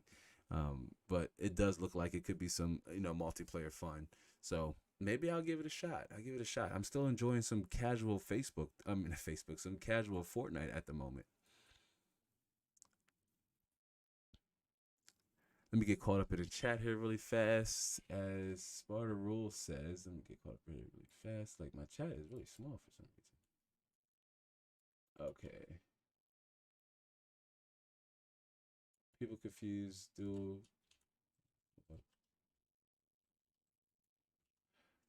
Sliding back up really fast. Cliff says, WSCD says, dual rank dims versus single rank just isn't something you hear about often. People confuse dual rank dims versus dual channel. Yeah, it is that, and same thing with FPS. People confuse average being the single most important metric when determining how well the game is performing under a specific hardware configuration, but it's not the end all do all. Normally that gets confused a lot too, and that's something I wanted to create a dedicated video on. Sparta Rule says inlands are. I'm sorry, you guys. My chat is really weird. Maybe I can. There we go. Sparta Rule says inlands Uh, Inland's an awesome NVMe SSD price for the money and spent. Yeah, and Sparta Rules is referring to the Inland SSDs because he first and foremost Sparta Rules is speaking from experiences. That is the brand of SSDs he's using in his build. And when I was working, on the system, just installing games and loading and running the games, it was like fast. I saw no gripes, no complaints. I said, wow, this is actually some pretty good value here, because they at the time were priced competitively, if you will, compared to some of the other offerings on the market. As I see, Cliff co-signed Inlands and said, "Yep, Sparta rules. Inland is well, I guess the Inland is. I'm a complete Cliff sentence with Inland is awesome. They're reliable, all that jazz." And Cliff says, Siphon builds the drives for Inland Micro Center. They also make drives that big well known brand boys rebrand. Siphon or Inland can sell cheaper because they don't market or use fancy packaging, and that's similar to what we're the theme of this build, right? That's trying to compensate in one area to improve in another. For for that company, it's excluding any extra unnecessary packaging to lower their price to make it more accessible to users. That's brilliant. Which you're right, because I think like one of the Samsung SSDs comes in like a little box. It is uh quite fancy in my opinion. All things considered, you just focus on the drive. It's like if I could not have this and save about 10-15 bucks, then I would definitely trade that, make that trade. But totally agree. Totally agree. But thanks for sharing that with us. I think I saw, and I think I had saw that somewhere too, about how Micro Center is one of their parent companies, or Siphon. I'm sorry. But yeah, good stuff. And what Sparta Rules you have? I think Sparta Rules has the 1 terabyte premium. I think it was either premium or pro. I can't remember. Help jog my memory as we switch back to storage. As we were on that subject, we have our 500 gigabyte M.2. Again, not a lot. I recommend at least 1 terabyte if you plan on playing a lot of different games. But 500 gigabyte at $54 is a good starting point. If you maybe only want to start off with 1 or 2 games, you could always add an external drive if you want to off store your video files or what have you, but you want to have your games ready at your beck and call. Then 500 gigabytes is a good start and a good way to keep your system cost, or the initial cost, low. Sparta Rule says 1 terabyte and a 2 terabyte. Nice. Okay, yes, plenty of storage. Wow, wow, plenty of storage. All right, so speaking of storage, we got storage out of the way. We're going to shift down here really fast to our case, because your case is more of a reflection of your personality and setup. And while we may like the same case, the end results could very much end up being very different. But these serve as price guidelines, meaning whatever you decide on in this price range should have some of these features and at least offer some of the same flexibility. But depending on, your style, maybe you don't want tempered glass, or maybe you don't really want RGB fans, or you want an all white build, or regardless of your particular style, you could go any direction here. But do keep in mind that we are looking for a micro ATX, at least a micro ATX case. It's kind of weird to see a full size ATX mid size tower with a small motherboard. To each their own fan, but what I would recommend you do here is at least start off with a similarly sized case, just to keep the overall aesthetic cool and consistent. The case that I had picked out for this system was about in the $50 to $60 price range. And that's simply because depending on where you're buying it from online, the prices could be different because it does cost a lot of money. Well, for one of the reasons is that it costs a lot of money to ship cases. So depending on who the real retailer is, they likely have, adjusted their price to reflect that gain or loss. Rather that be they want you to absorb some of that cost for the case, or they're just willing to take a loss at the expense of actually moving the unit and selling the actual case. So it could be slightly less or slightly more depending on where it is you are looking to buy the case. But a good rule of thumb is if you want to see your internals, obviously, that you want to go with the case that has a side panel. It's good, say for here, like the Thermaltake Versa H18. Not the case I originally had in mind for this particular build, but the first one that comes to mind because it's pretty straightforward, right? It's a $50 case. It's a well-known brand with Thermaltake, but it's a $50 case, right? It has a tempered glass panel, um, front mesh here for optimized airflow.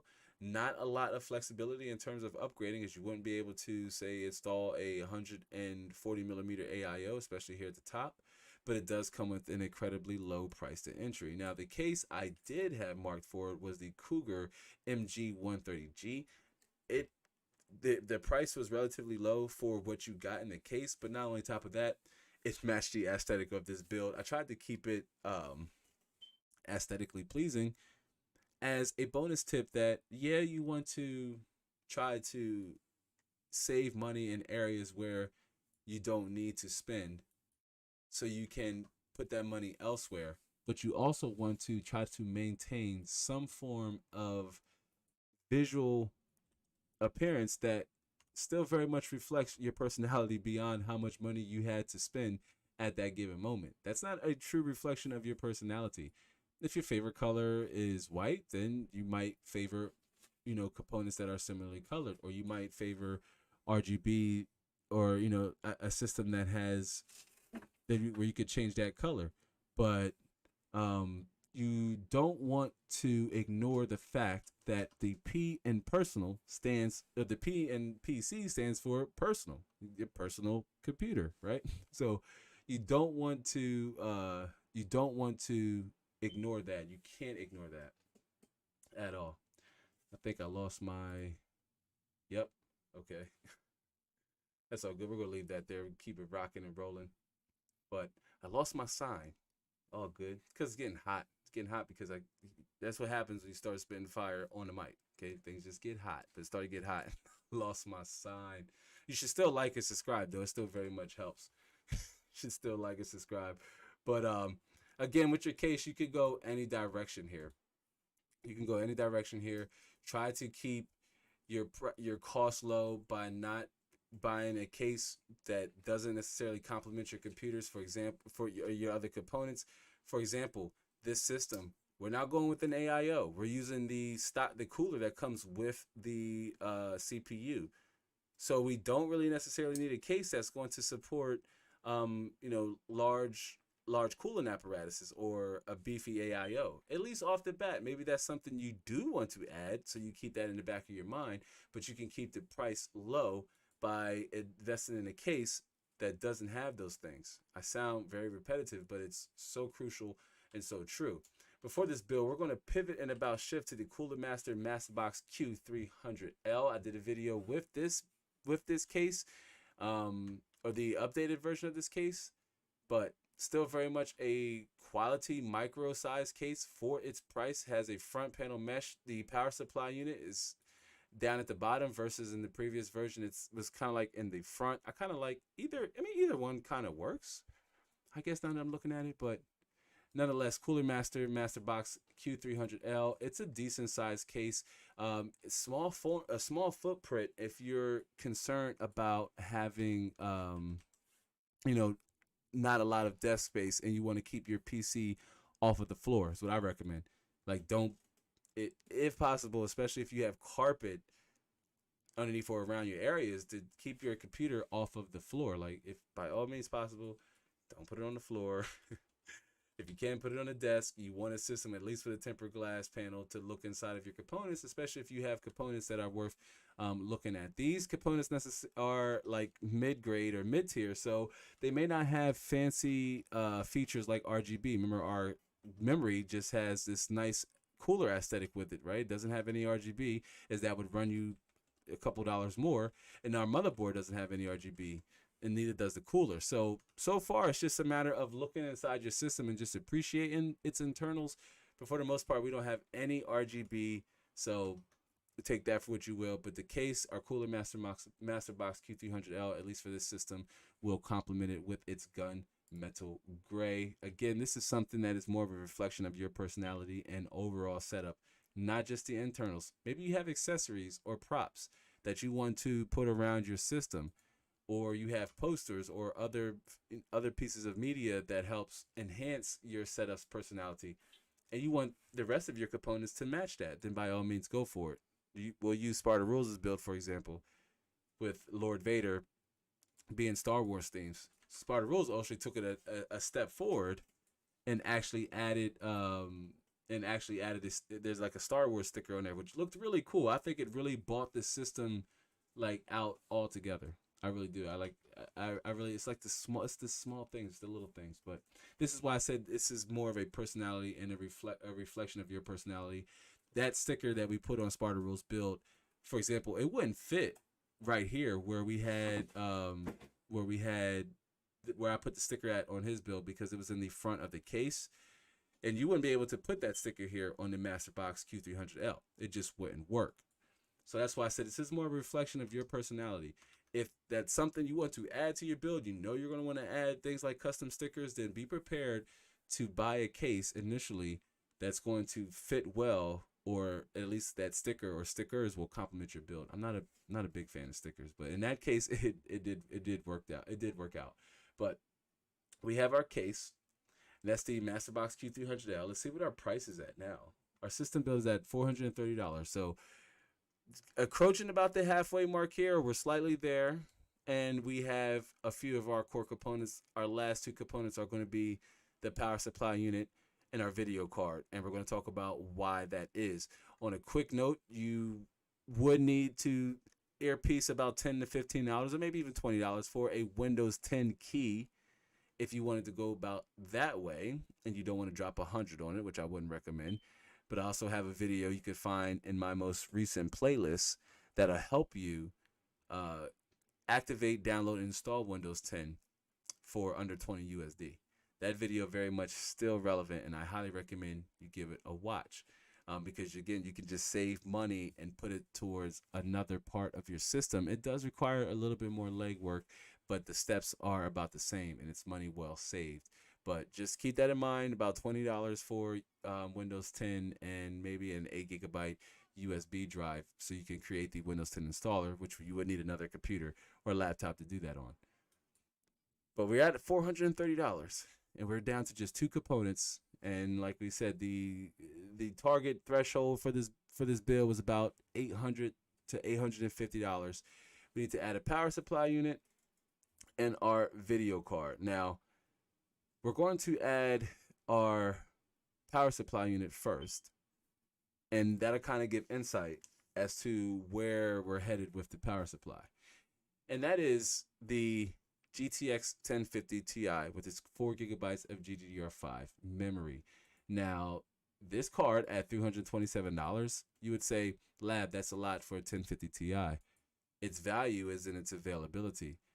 The 1650 isn't available for $210, but this is the component that fluctuates and alters the build significantly.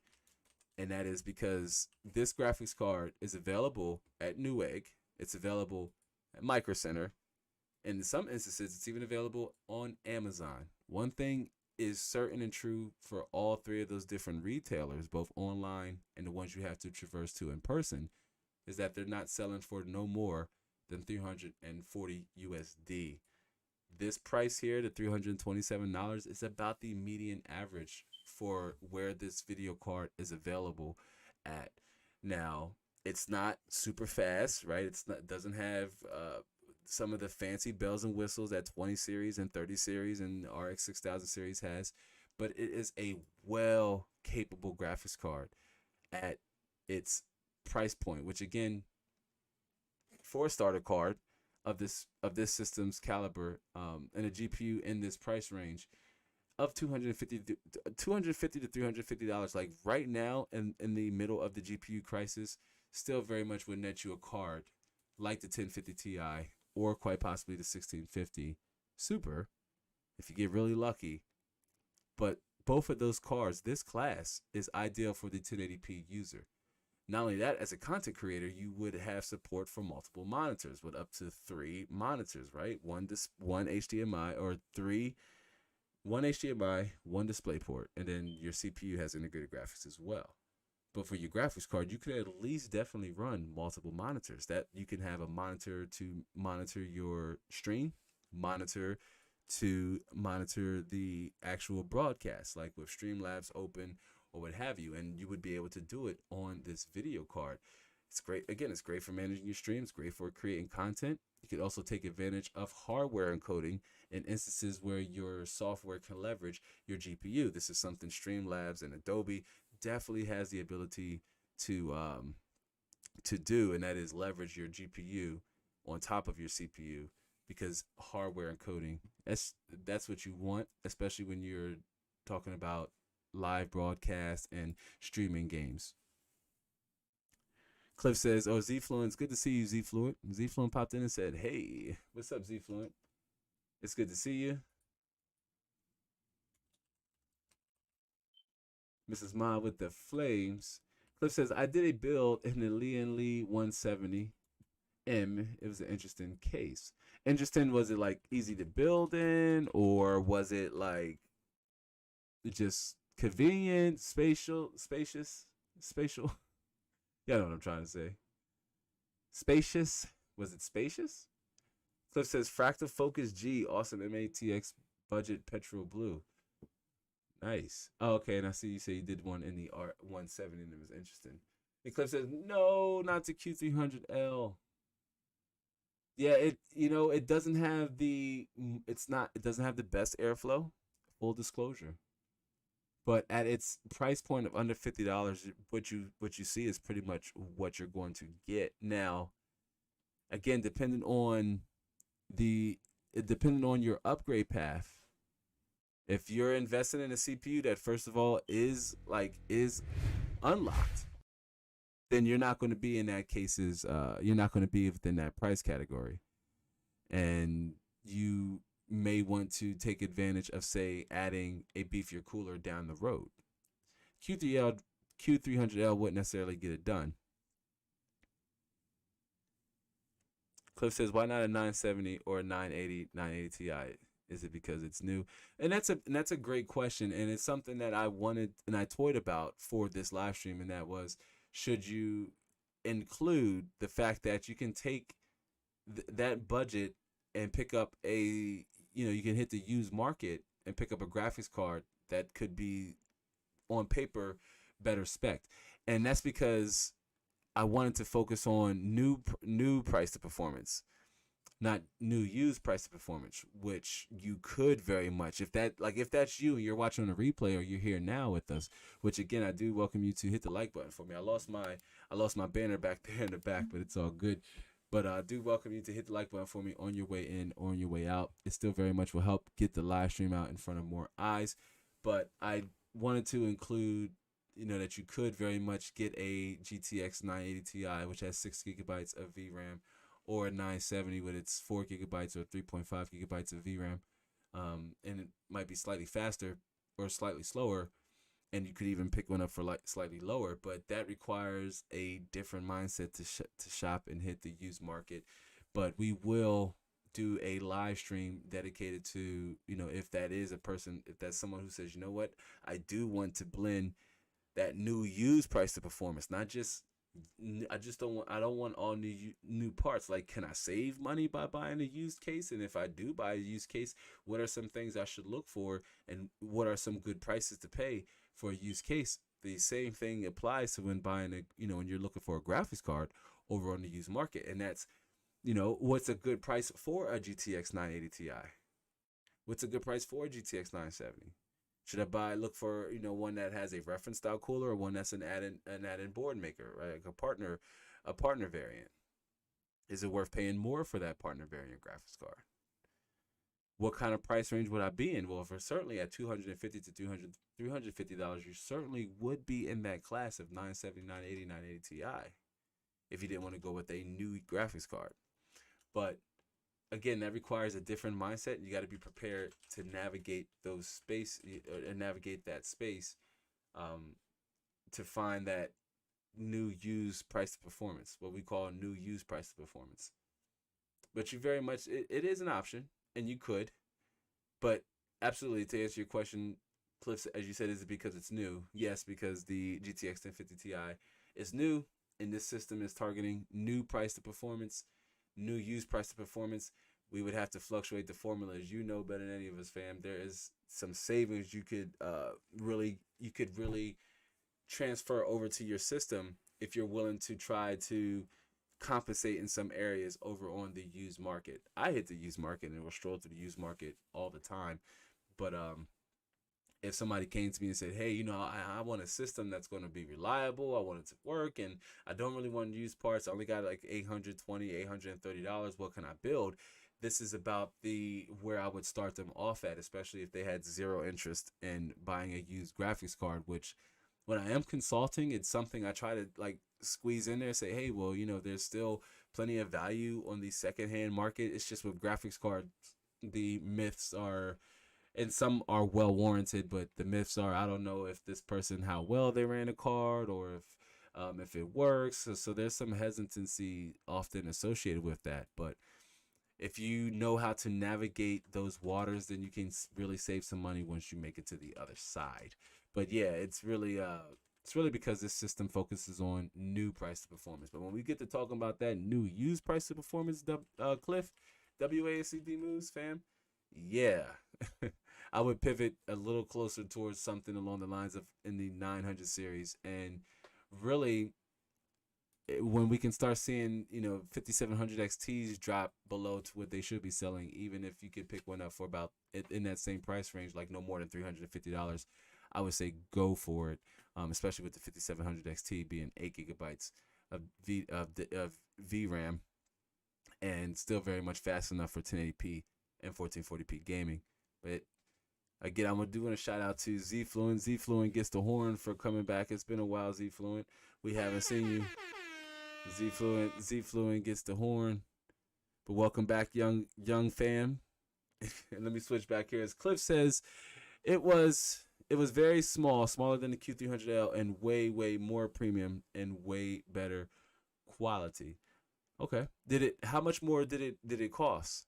One thing that I find attractive about the Q300L is that there is some design is this it does have this slight gunmetal transparent kind of like vibe going on for it here, but it's priced under 50 USD, and for its footprint, it's hard to beat, hard to argue. But again, if you are in areas that you can find a case in person, or might cost a little less for you, then again, by all means, you can jump on it. This is simply a guide, but the Masterbox Q300L as a micro ATX mini tower, if you had to like really say, I don't want to skimp, but I want to this fits my style. Like, I like this gunmetal gray, and I am a little partial because I like the gunmetal gray in cases, so that could be it too.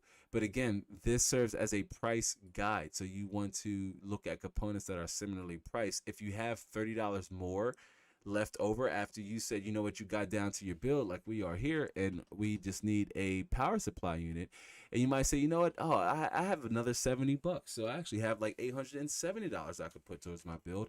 I want to put another $60-$80 towards my case and invest in a better case. That is definitely one area you should consider. If you get down to the bottom and you got a little bit of coin left over, you can put it towards something else, and you're content with your performance, the performance output that the components you selected will be able to generate. Then you can start looking at the aesthetic angles of your build. Start with performance first, and then look at the changes you can make that will start to make your system not only perform better, but you've already checked off those balances. You know that I have $860. I can't get no more than XYZ here. Now, where can I put this excess I have either into buying games or other peripherals like a mechanical keyboard or a high-end gaming mouse or a wireless gaming headset? If you have those other areas accounted for, then yeah, you can start putting some of that excess towards, making aesthetic changes that will make the build look good. Look good. That's so important, right? Like, you want the build to perform good, but you also want it to look good while doing so, right? And Cliff says, I think it's hovering around $60 to $70. Yeah, tad more expensive. Well, again, it's not that much expensive though. All things considered, once more, it adds back to what I was saying before I saw your comment, that if you're at that $44.99 price point and you got about $20 to $30 left over that you can be in a higher class for a slightly more premium case, then that is money well spent. We're only about what, 20 about 20 $25 outside of that. So if you get down to your build and you say, hey, I have that 25, or you know what, I have 20, I can maybe put another $10 towards it. I can get a slightly better case. Then yes, it's definitely worth it, and in the long run it'll pay off. Zfluent says, how does i3 9100F and 8 GB RAMs with no graphics card sounds? Because that's what I'm looking at right now. I would say that's definitely a 720p low as possible. Like, you'd want your settings to be as low as possible, Zfluent. And I'm not sure what games you want to play. I know you play some of the same games as Thunder, but in all honesty, that is not a bad starter system. I'm not sure if that's pre-built, if that's like on a pre-built core motherboard.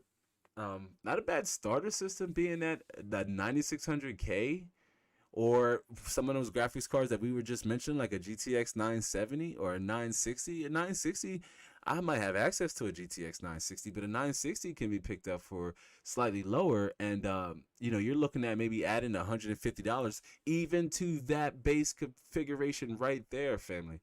If you add about $150 to that configuration right there, then you're like 2-3x in your performance. You're going from 720p low settings to at least 1080p low medium settings. But this is, again, dependent on the type of game you want to play, or the type of games you want to play. Zfluent, is that like Minecraft? Is it some Ford? Is it like Rainbow Six Siege? If it's games along those lines, then yeah, 960, either the 2 or 4 GB variant, would be better suited. But on integrated graphics on a ninth generation i3, is definitely an experience that will be akin to 720p low settings.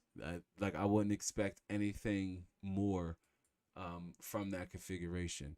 But most importantly, how much will it cost you? I think that's also just as important, or that's what's key here too, is how much will that cost you? Cliff says, even the Lian Li 205M is an excellent MAT micro ATX case.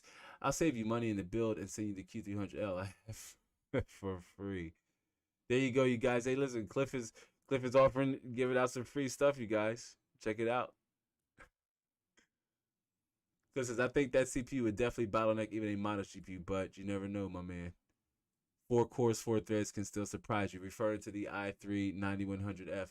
I mean, you would have to go like low with your graphics card. Maybe even a GT 1050 or 1030 or an RX 560.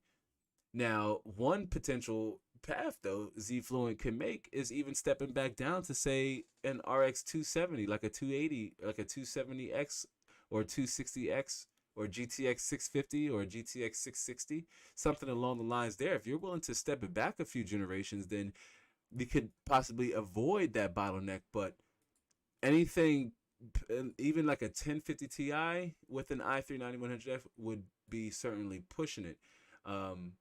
But I will say, I had, for testing purposes, I had hooked up a what was it, a 20 series GPU to a CPU with 4 cores and 4 threads at 1080p, and it was getting really good CPU utilization.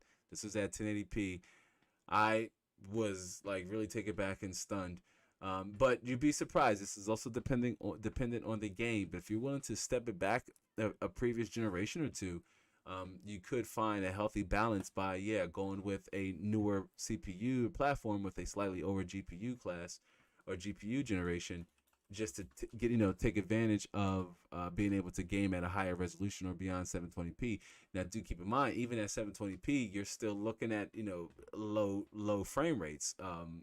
Playable would be arguable, but even at 720, I mean, if things get real sticky, you might want to drop it down to 480 and quite possibly like medium settings, and that might get you past 20 FPS on average. These are numbers I'm pulling out, but just based on paper of what we're looking at here with the 9100F. Yeah, you're going to want to dial it back as much as possible, but expect you have to compensate in a lot of games. And again, depending on the game, you may not be able to run it on integrated graphics, on 9th generation integrated graphics. So again, Z Fluent, what is your top 3 games you would want to play the most, Z? Let us know, Zion. Let us know what are the top 3 games you would want to play, at least even on that configuration.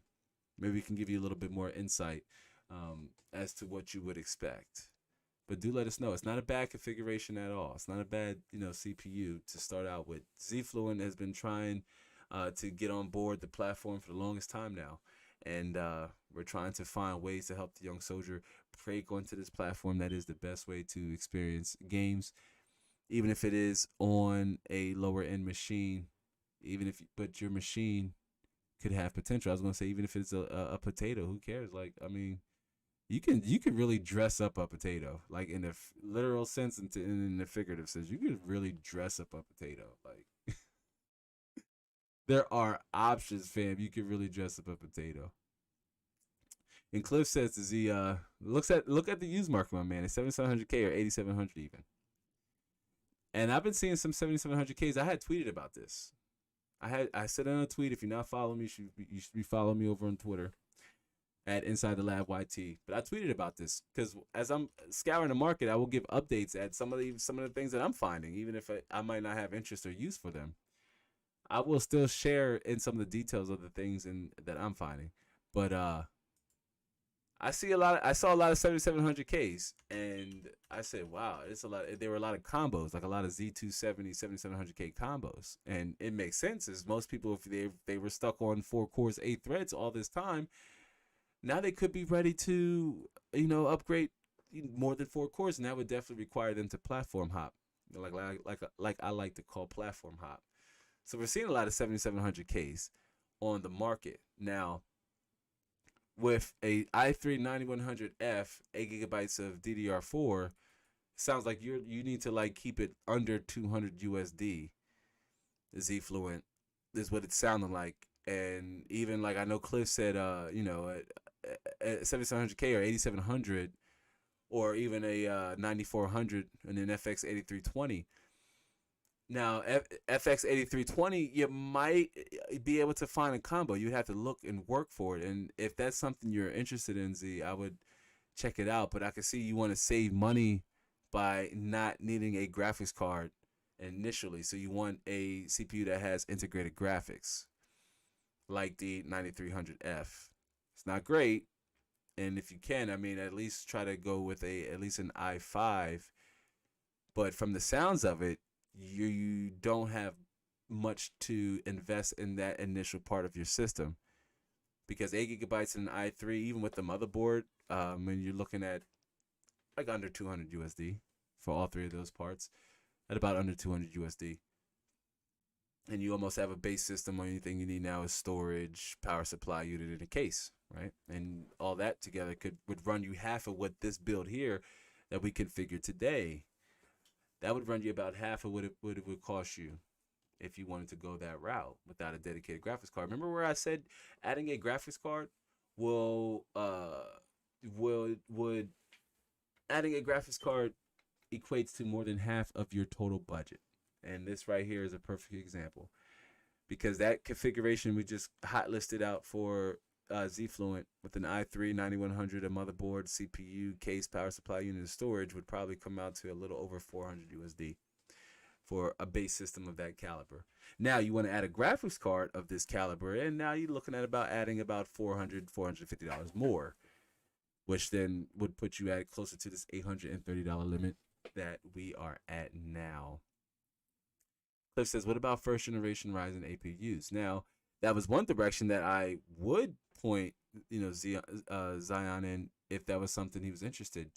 The 3200G, which you can even find the 5600G either similarly priced or slightly lower, but Ryzen first generation or even second generation Ryzen APUs could even be a better start for you.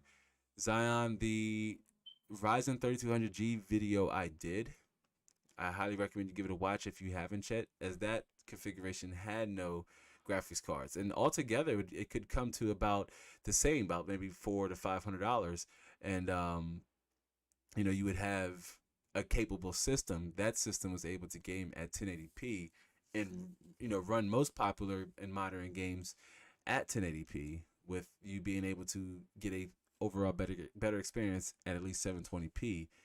But you would have it wouldn't be at the expense of a lot of detail in your games and your graphics. So check that video out if you haven't yet, Zion. It's with the 3200G, but 2200G also I usually see them in the market for about under 100 USD. But when you're again heading down that path and you're looking at secondhand legacy hardware, there's a whole nother level of due diligence that will come associated with buying parts over on the used market, especially with your CPUs and your motherboard. I mean, Intel CPUs too. You want to make sure that there's no bent or damaged pins on the motherboard, and then with buying an AMD CPU, you want to make sure there's no damage or bent pins on the actual CPU itself. I mean, you also want to make sure that the socket there's no visual signs of damage, but just mostly importantly with buying an AMD CPU, you want to make sure those pins look unobstructed. Cliff says, "Drop in a 750 Ti in a build like that." Hell, I got one lying around. That's funny. I mean, you know what? If that's something you're really interested in doing, Cliff, we can chat about it in the DM. But I would very much well support like a community based giveaway. If that's something you really wanted to, give back to the community, I would cover shipping, depending on where they are, state bound indefinitely, but depending on where they are outside of the states, uh, you know, I would cover shipping. But there's a whole other set of politics that goes in with giveaways here on YouTube. But that's awfully admirable of you. But a 750 Ti would make for an ideal pair with an i3, especially like a 9100F. But any i3 from any previous generation, up to maybe say seventh generation i3, like a 750 Ti with its 2 GB of VRAM. That's what Mrs. Mod uses. Mrs. Mod uses a 750 Ti. She usually just plays super casual games like Fortnite and what have you, but she uses a 750 Ti. So it's very much a capable card. In fact, I wish I did more tests with it before I turned it over to her. But yeah, I mean, Zion, you have a lot of different options, but dude, again, it really starts with how much you have to spend. You got to set some integer and really use that as a baseline to determine what other parts you can buy. As Influence says, even if I buy a bad graphics card, I will take some of the strain off my CPU. What you mean by bad? You mean like a faster one? Like if you mean a faster one, because again, you're resolution bound with that i3 9100F, and regardless, you couldn't say play at 1080p because you had a fast graphics card. It wouldn't work. Like the CPU would be the bottleneck. This is what Cliff was mentioning about wanting to avoid that. And because you have an i3 9100F and 8 GB of DDR4, you really can't up your resolution. Adding a graphics card to the mix, a graphics card with more than 4 GB of VRAM, you would want to dial up the graphics settings a little more. You would just be unable to. You would get like weird stuttering, quite possibly other egregious, artifacting and what have you, and freezes in your games. The goal is to pair a just as fast graphics card with that CPU, even if the CPU isn't isn't like well like even if the CPU isn't a fast CPU like the i3-9100F. You still very much want a graphics card that's not as fast as the CPU, but one that can keep up and at least complement the graphics card. In that class, you would just be able to say game at 1080p. It might be 1080p low settings, but again, Zion, you got to tell us what games it is you want to play. Like, what type of games do you want to play?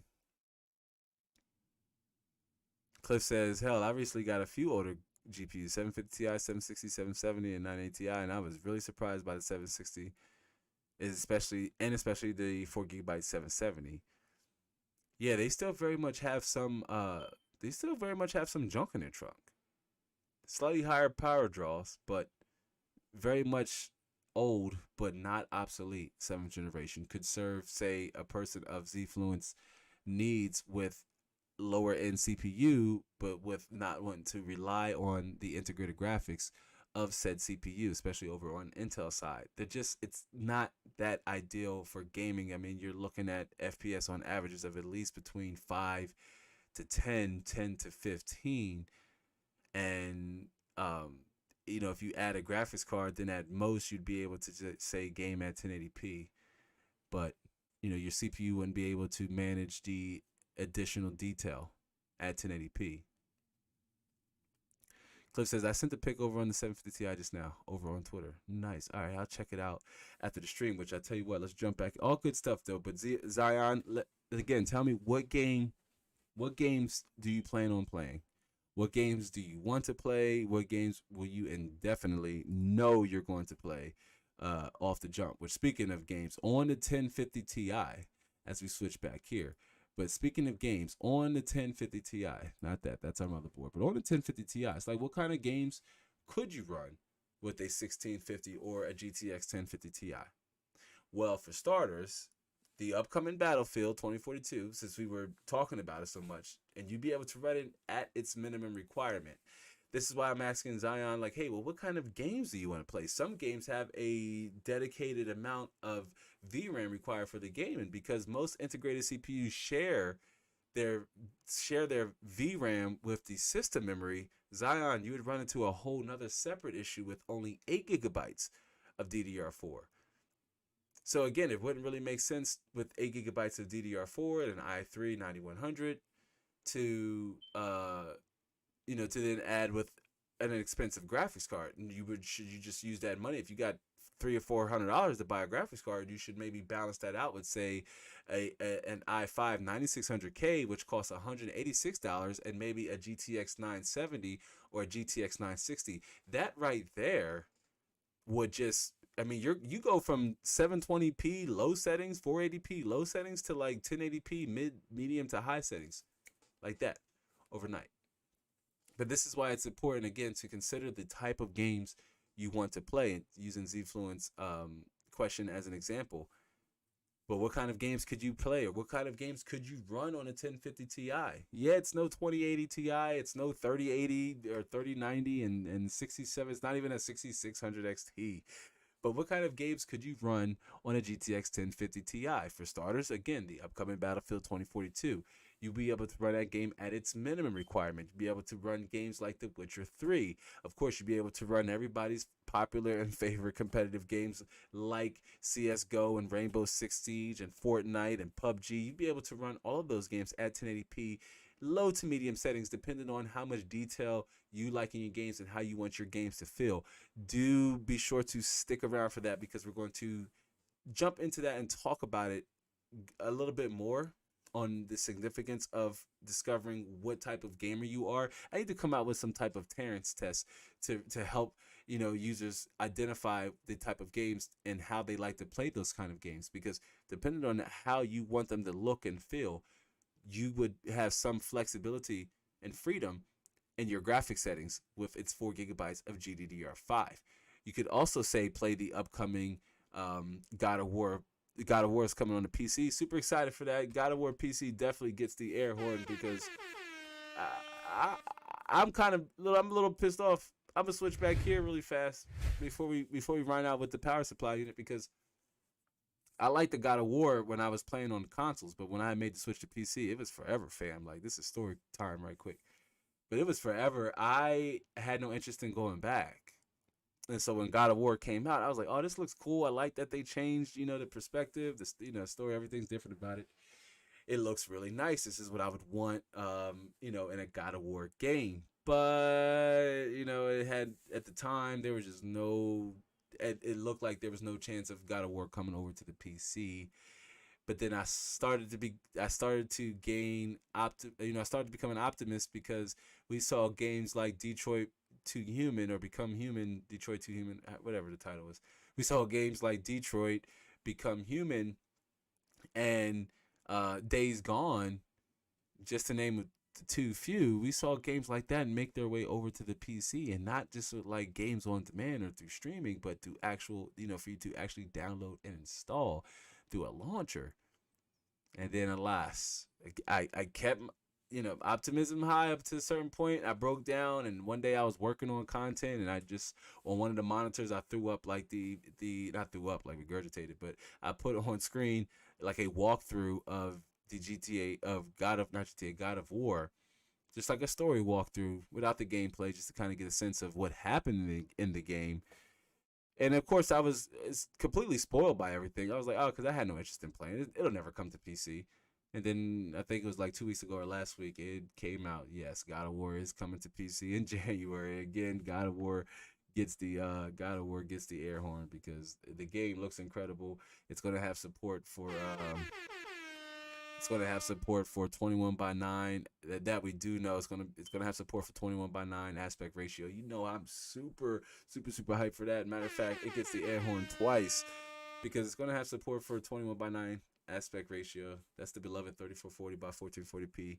You all know I love playing games at that resolution, and God of War is going to come with support, and also enhanced graphics. But on the 1050 Ti, to go back to the 1050 Ti, you may not be able to run the game save at that quality, but you will be able to run God of War 4, considered it was available on PS4 hardware. And the 1050 Ti, just as a dedicated card, has the graphic output to run that game at least in 1080p, maybe medium to high settings, depending on how well optimized that game is. And that we'll just have to wait and see. But on the 1050 Ti, you'd be able to run modern games, even Cyberpunk 2077, which has, I believe, an amount of at least 4 GB unit graphics card with at least 4 GB of DDR4 or VRAM. So this is why it goes back again to the kind of graphics cards you may need or want off of the type of games you play, and how you may want them games to look and feel. Cliff says, I overclocked them old girls. They were they were squealing. I bet the fans were probably like like, really, what I'm talking about. When you fire an old graphics card up and you hear that bad boy, to me, I find it satisfying. It's like hearing an old car purr when you fire up an old graphics card, and you put you're overclocking, so you're probably at a fan. Your slider is probably somewhere along the lines of like 80 or 90, somewhere up there, right? When you're overclocking, you want to keep temperatures as low as possible to sustain that frequency. But when them GPUs get to whining like that, you just maybe expected something to like fly off. But did you get some good overclocks though, Cliff? Man, I wish there was more interest in overclocking. I know turbo boost and GPU boost has kind of made it obsolete, but I like to gamble risk, and that's something that I will get back into, especially when we dive back into some of these legacy platforms, to see how much value we can find and discover left over for the next person who may want to cut corners in a positive way and put money elsewhere in their build. For example, your graphics card and your monitor. If there's two areas that I would strongly recommend that you consider your most bang for your buck, or at least the most money from your budget, is your graphics card and your monitor. If you're especially going with a dedicated graphics card, you want to make sure you have a monitor that's going to be able to complement and power said graphics card, or your graphics card to power your monitor. It's a two-way relationship. You want your graphics card to keep up or be able to surpass the refresh rate of your monitor, and you want your monitor to at least be able to be at a resolution and a refresh rate that's acceptable and playable for you. It says, I played God of War on PS4, loved it. My wife actually watched my entire playthrough of it and sat and watched me the whole entire time. It's like a movie. It really is, but in terms of its cinematography and just the way the story is presented and delivered, and the actor who plays Kratos, and I forgot the kid's name. Spoiler alert, he's Loki. But yeah, it does look like it's one of those. It's that kind of game that you could just sit back and enjoy watching somebody play, all the way down to its boss battles. How it's QTE in fashion, right? Like it's just not button smashing. There's some pretty cool action set pieces going on. But yeah, awesome stuff. Then Cliff says, "Oh man, I knew ultra wide 120 FPS God of War. Oh yes, I might double dip." Yeah, I'm glad I haven't dipped yet at all, because you're right. God of War, ultra wide 120 FPS and beyond, quite possibly, if you consider that it looks good on a PS5 Pro and what's inside and how the custom hardware in the PS5 Pro, what you could accomplish on high end hardware. Again, I just really hope it's well optimized. It's going to boil down to how well the game is optimized. But God of War even God of War in 4K, I want to test both. I mean, I want to test the game. We'll actually do some videos on it when it come out on both high end and low end hardware. But God of War in 4K or 21:9 aspect ratio, ooh, man, yeah, it'd be worth double dipping. It's gonna be worth double dipping. And Cliff says, I posted stock versus overclock charts actually on my Twitter, but min, average, max, I was able to catch plus 10 FPS or higher on average. Nice. I tested stock versus overclock on 3 cards, and yeah, I gained more performance. And that's the beauty of overclocking legacy hardware or overclocking older hardware, is being able to extract a little bit more performance, especially over time as drivers have matured and games have matured and been patched and updated. So, as you scale the GPU core, you scale that GPU clock, you can actually increase your FPS in double digits. One of the beautiful things about overclocking old hardware, that as soon as I get my hands on one, man, that's the first thing I want to try to do, is how much more performance can we unlock if we overclock this bad boy. Don't worry, fam. That kind of content is definitely coming up. That's why, again, if you haven't yet, first and foremost, like this stream. Let's get some more likes up in here, y'all. Like this stream if you haven't yet, and subscribe if you're new here on the replay or you're here with us right now. I know most of you are here with us right now. Subscribe to the channel. But if you haven't yet subscribed, hopefully this live stream will be educational and entertaining enough to have earned your subscription. But Cliff says, let's hope it's as good as a port as Days Gone. Yeah, and I've saw good things with the port on Days Gone. The Days Gone port definitely gets the round of applause for being a well optimized game. And that game too looks really good on 21:9 aspect ratio. So definitely give that a look, see, as Mrs. Mod drops, so you can support the show. That's right. If you can't support with Cash Apps, with Super Chats, totally understand. Cash App too is another way to help support the channel. This channel, again, is funded by you lovely guys and gals. So to make sure we keep the mission funded and and operating as a fine-tuned machine, all donations are super appreciated. And again, they go directly to enforcing and enhancing the quality of content. But yeah, I'm with you, Cliff. Hopefully Days Gone is as good, or God of War is as good as a port as Days Gone. Off the top of my head, I have to research and verify this, but I'm not sure if it's the same developers that did the port for Days Gone. But Sony did decide to hire a whole nother company, so hopefully they did their due diligence and they've actually picked a studio that's going to be able to give us a successful port, much as to what they brought us with Days Gone. But with the graphics card like a 1050 Ti, or graphics card with more than 2 gigabytes of VRAM, you would be able to run games like Days Gone and some of the other ones we just mentioned. But when you're on an integrated CPU, or a CPU with integrated graphics like Intel, let's use Intel for example, because AMD's Vega based APUs aren't actually that bad. Again, the 3200G costing about the same as a 9600K.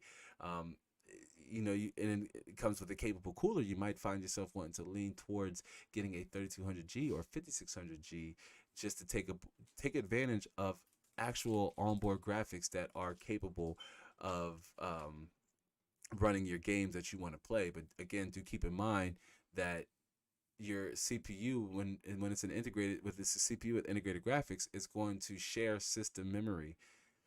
So Zion, I'm not sure if you're still with us, but that's why I would recommend that, if you can, if anything, invest in more than 8 GB, or if you're going to add a graphics card and you have something left over in terms of your budget, then I strongly recommend you increase your DDR4 capacity from 8 to 16, as even with a dedicated video card, this would still improve would improve the stability and performance of your games dramatically. Strongly recommend you go that route. But we bounced back here as we were talking about the GTX 1050 Ti and the games you can run. Again, this is about the same for a 1650 or even an RX 570. All of those games with at least 4 GB of VRAM, you could play modern games. You may have to compensate on the graphic settings, but you'd be able to at least run them. Cliff says, I think Nix's software did the Days Gone port, and Sony bought them as their go-to PC port house. Nice. Well, thank you for sharing that information with us, Cliff. Hopefully they did the God of War port as well, and that game, is able to take full advantage of high-end hardware, CPUs with multiple cores or graphics cards with high amount of VRAM, because they're actually it's actually going to support DirectX R features. So that's actually incredible. Could you imagine God of War with ray tracing turned on? This is why I haven't been this hyped to test the game on the PC and create content around it since Cyberpunk, and we saw how that went. It kind of stopped because I was like, I'm barely excited playing the game, and at the time it just wasn't running very well.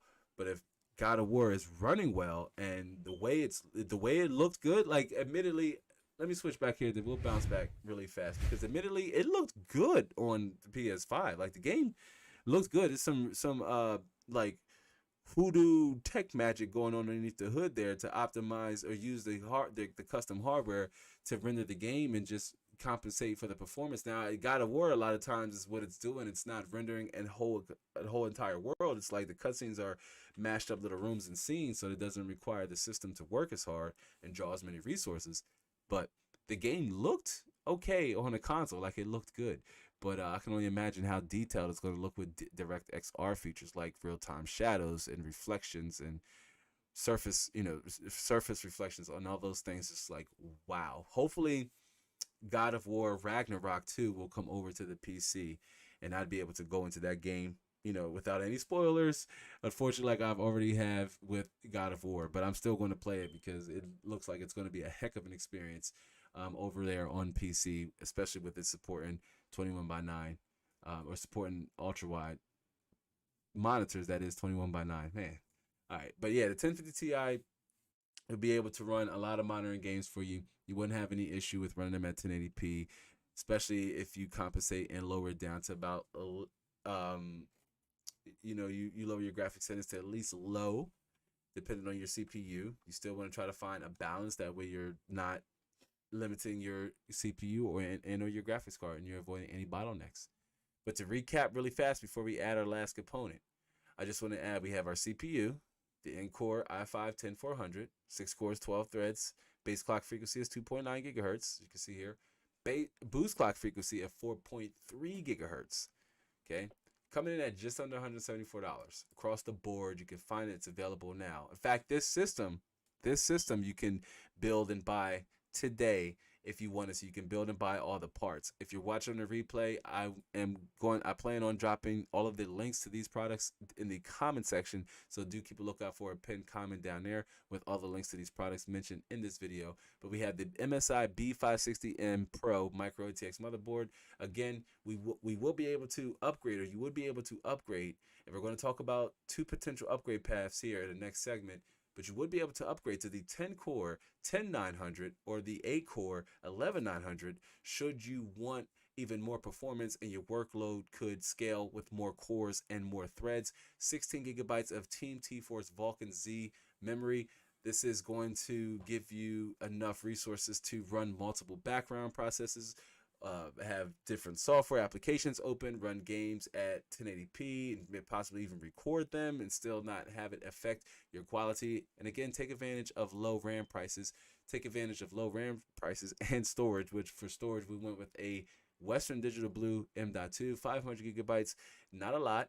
Again, not a lot here because games like Fortnite and Warzone and Battlefield 2042 as well, taking almost 200 gigabytes of storage. I mean, games are starting to get a little beefy, y'all. So depending on how many games it is you plan on playing, the type of games you plan on playing, be prepared to either find yourself having to uninstall, install a lot, or for your files, larger files, video applications, and what have you, you use an external source and just keep the games you play the most installed on your drive. Especially if you don't have fast internet speeds, right? It could be quite annoying to want to jump in. Uh, it could be quite frustrating to want to jump into a game and it's either riddled with stuttering or system freezes. Cloud Zazy says, "Can I ask you something?" Hopefully, I have an answer for you, Cloud. But do be sure to ask away. I mean, hopefully, I'll be able to answer for you. Welcome to the live stream. Cliff says, "I'm going to throw that big Navi on God of War."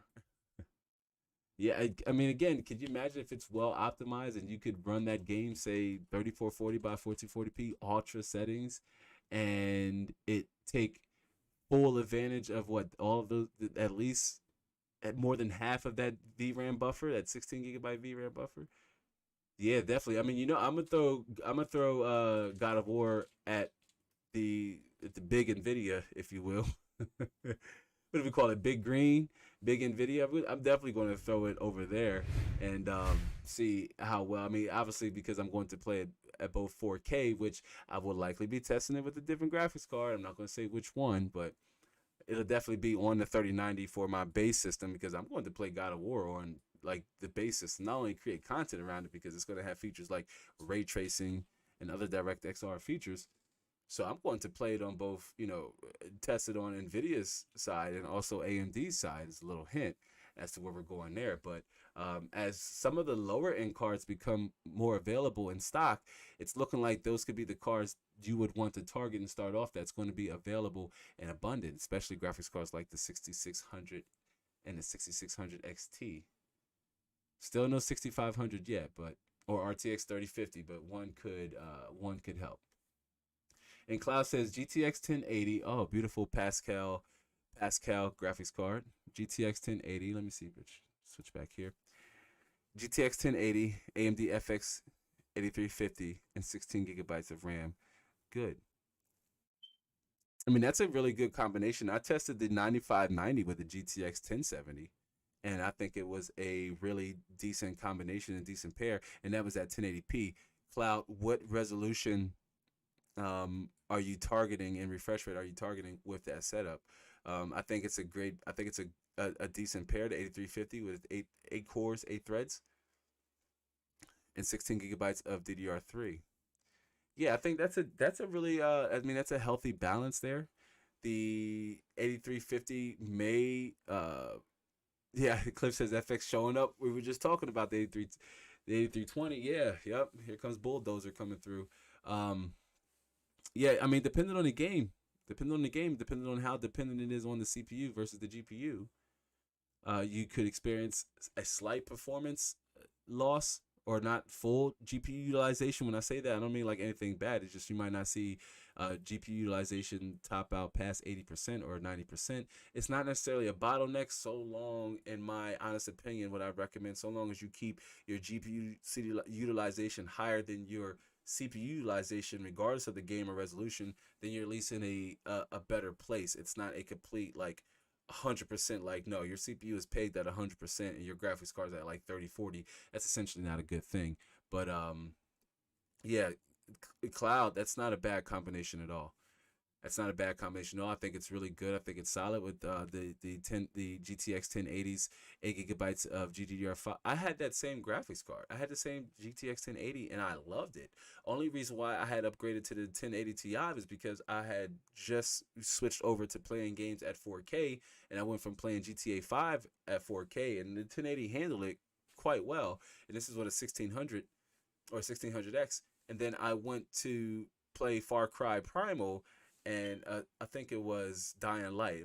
Those two games I wanted to play at 4K, and the 1080 just was struggling to keep up with those games at 4K, so I had switched to the 1080 Ti just to have a better experience at that resolution. But okay, so he says 1080p Fortnite. Okay, I will be trying to upgrade to a 7700K. Yeah, and as Cliff, to piggyback off what Cliff says that 1080p would still be good even on your next CPU upgrade. It'll definitely be good. Oh, man, it's a great pair with the 7700K. I mean, you're probably looking at maybe like a 15 to 25% boost in performance versus it running on an 8320. That might be overdramatification, but depending on the game, if we're talking about Fortnite here, then absolutely, especially if you're running Fortnite at like a competitive preset to where your view distance isn't as high, like it's set to where it's a little lower. But the IPC of the 7700K is still very much insane, especially if your games doesn't require no more than 4 cores and doesn't even really need hyper threading. But yeah, the 1080 with a 7700K is going to introduce double-digit performance, even still at 1080p. I'm I'm going to go on a limb and probably say 1080 with a FX 8320 and a GTX 1080. You likely run your game. You're likely running the Ultra preset of Fortnite, or like the high Ultra preset on Fortnite, just to leverage your graphics card a little bit more. Anything less, trying to put more of that work on the CPU would slow it down and not able it to keep up with your graphic with the GTX 1080. But yeah, the 1080, as Cliff WASD Moves pointed out, the 1080 is still a beast of a graphics card. Absolutely. But Cloud, thank you for answering that question. That's a great question. Hopefully we keep them coming, Cloud. Keep them coming. But Cloud gets the air horn. Cloud gets the air horn. Cloud also gets the round of applause, because either Cloud, this is our first time we've had you on a live stream, or you've been here and we haven't sure. But Cloud gets the round of applause. Thanks for being here, Cloud. And again, I hope that answered your question. But if not, keep them coming. Keep them coming as we bounce back and add our last component as we're teetering near the edge of our budget at $758. Now, again, I said between $800 and $850. That leaves us with $100 headroom for Windows and a power supply unit. I can tell you now, we don't need that much headroom for a graphics power supply unit to fit this system, especially with its estimated wattage of 224 watts, which I concur. The CPU only has a rating of 65 watt, the TDP of 65 watts. You can't overclock it, so it only boosts as high. So you can maybe tack on an extra 10 to 15 watts, because Intel doesn't display its TDP with its boost clock frequencies. Just that's the TDP at its base clock. But if it's going to boost, you can maybe expect 10 to 15 watts more. And the graphics card, I believe, has a 75 watt TDP, and if that's going to boost any higher, maybe at most it's about 10 to 15 watts. So altogether, you're looking at about 220, 250, depending on how high those parts or those components boost up to. So you don't need $100 for Windows and a PSU. Now, again, for Windows, I said you can get a Windows 10 key and create your own Windows 10 installer for under 20 USD. It seems like a lot of work, but man, that $80 you're saving, or $50, $60 you're saving, guess what that can go to? It can go to a better case, as Cliff's not a fan of the Q300L, but if you don't want to settle on a budget case, and you can say, well, hey, I saved $60 on getting Windows by going the lab route and getting a legit Windows 10 key. I saved 40, $50. I can put that towards getting a premium case like a Lian Li case, or a higher end Cooler Master case, or a Thermaltake case, right, or NZXT case. You can put that money towards a component that's going to not only introduce future room for an upgrade, but also to enhance the aesthetic of your system. But we're at close to $100 for our budget, and again, we just need a power supply unit. And at 224 watts, we don't need to go all out or go crazy here. In fact, I would just recommend you at least 2xing what your estimated wattage is going to be. So for that, that's about, for us, our estimated wattage is 224 watts based off PC part pickers configuration. You typically want to add about 10 to 20 more on top of that, but we're at about like 250. Let's just say about 250 or 240. So we're going to go with a power supply with at least 450 watts. And that has at least an 80 plus certified rating. Now I know you say, whoa, whoa, whoa, whoa, whoa, lab. What about upgrading and all that jazz? If you go with a 450-watt power supply, there's not much I can really upgrade to.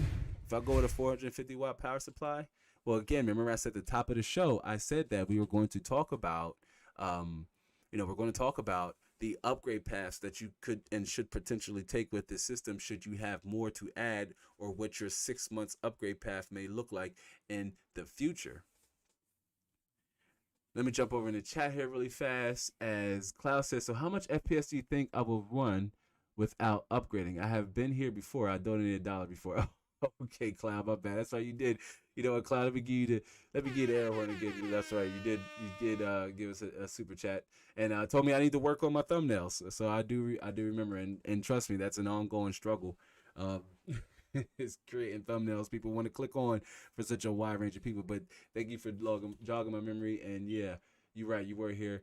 And I know you said, what kind of performance do I think that I will run without upgrading? Well, on that FX 8320 and a GTX 1080, again, if you're for let's use Fortnite an example, you want to put as much as that load possible on the graphics card without making your CPU work harder than your graphics card. So in your case with the 1080 and it's 8 gigabytes of VRAM, things like textures and post processing and effects, those things you should be able, maybe not effects. The effects I would maybe turn medium, because that still requires your CPU to simulate some of its effects, hence the name effects.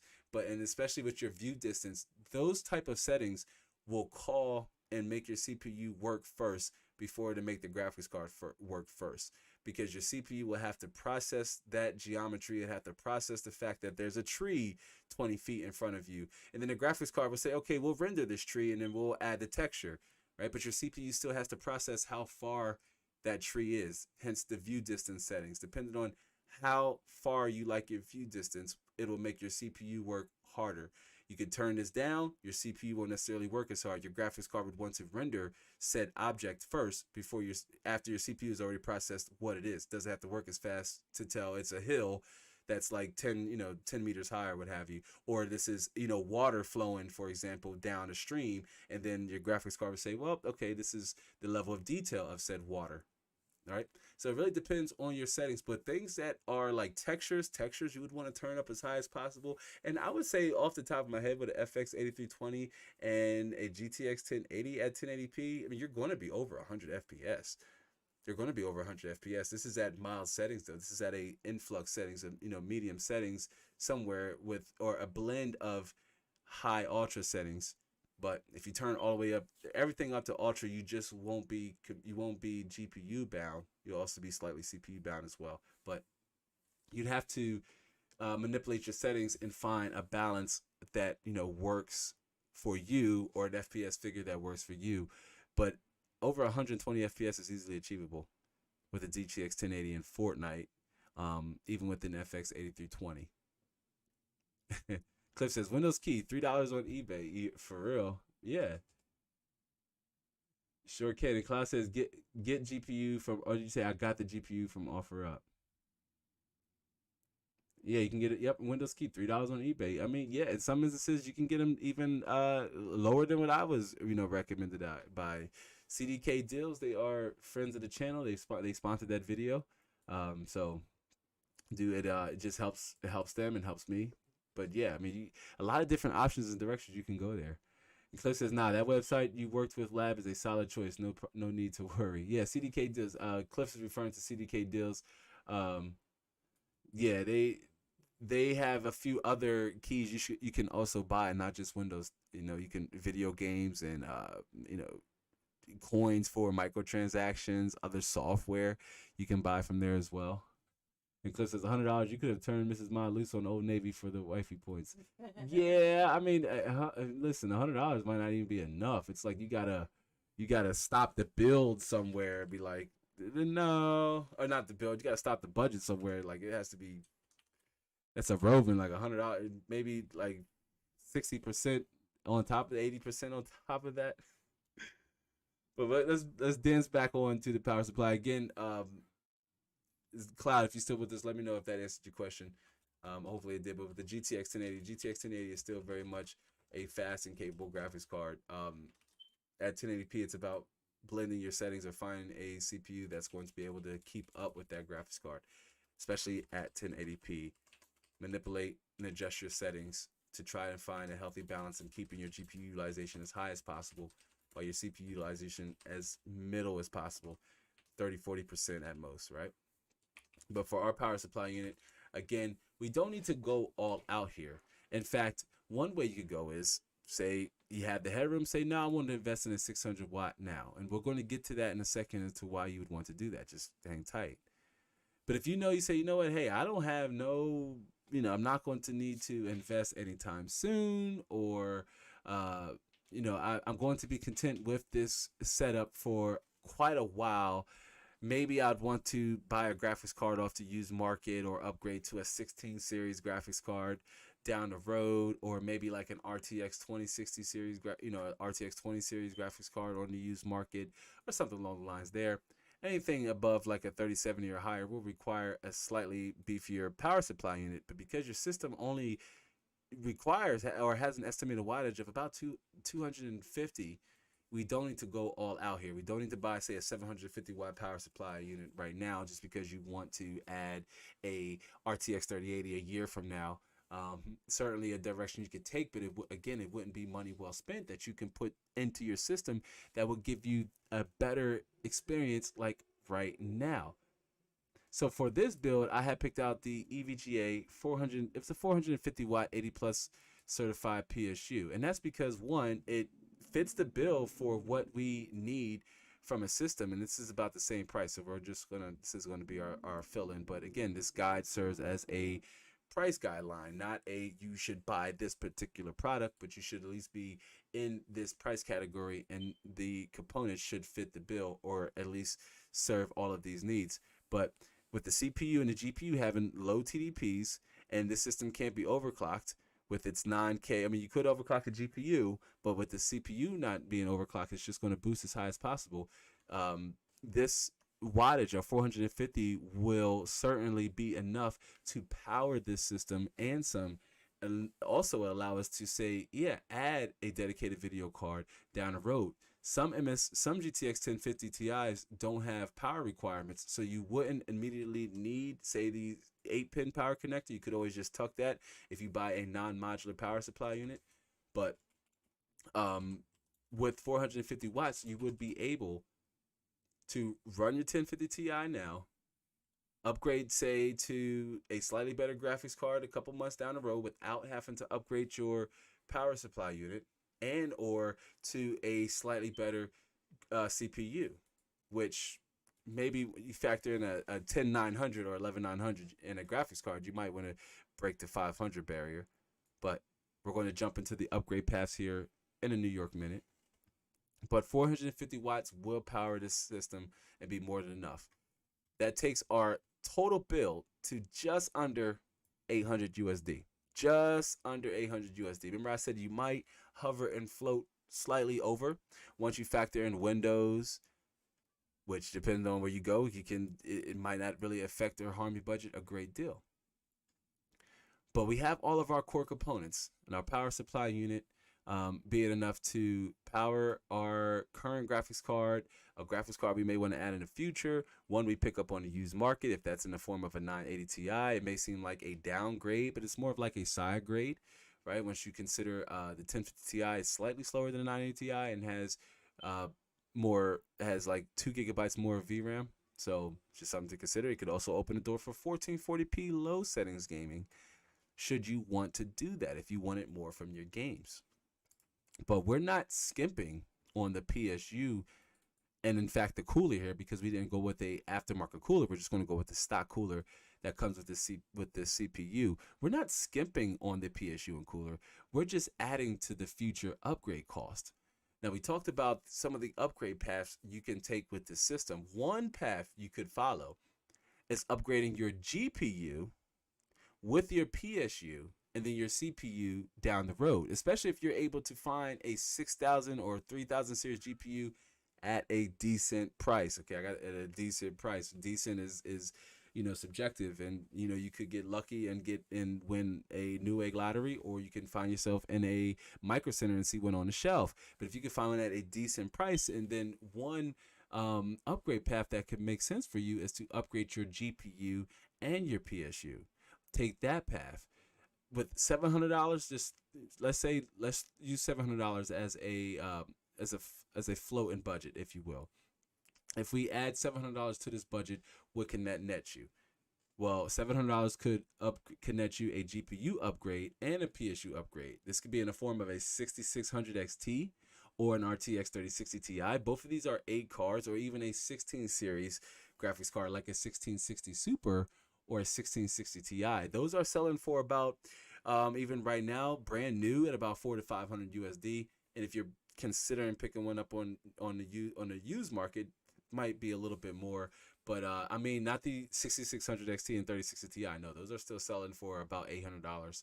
But the 16 series graphics cards like the 1660 Ti and the 1660s, it's a lot of sixes, and the 1660 Super are selling for about $500. So that's why I said with an upgrade of about $700, you could upgrade your PSU and your graphics card, say, to a 750 watt fully modular power supply unit, and then your graphics card, which could be either a 16 series, or you could add to that and pick up a 6600 XT and a 3060. Again, it all depends on if you can pick one up at a decent price. Cliff says, I'm going to see if I can scoop some South American PC parts deals. Wife will probably kill me. She is. We're gonna have to put an APB out on you, man. Just, I tell you what, send them my way before that happens. I make sure that they'll be put to good use. But good stuff there though, Cliff. And for another upgrade path you can take though is you can upgrade the PSU and the CPU, and then later the GPU when prices thin out and the market returns to normalcy. Remember, the 40 series or Super series is right around the road, because we're past that 11 mark. RTX 3090 series has been out for more than 11 months now. It's been out for been close to a year. So, and same thing with like the 6800 XT and the 6900 XT coming up in December. Those cards have been out for a year. That's a long time in the tech world. It may not mean that they're outdated and they're obsolete now. It's just a long time in the tech world for there not to have been newer, parts coming out. Computex is coming around the corner. New graphics cards are on the way. So it also could make sense for this upgrade path for you to take, say, $600 and upgrade your PSU and your CPU.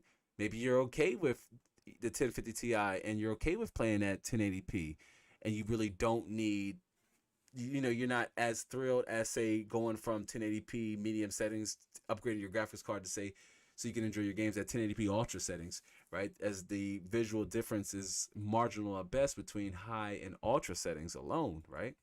In most instances and cases, it's not even worth the performance impact that you're going to take with switching from high settings to ultra settings.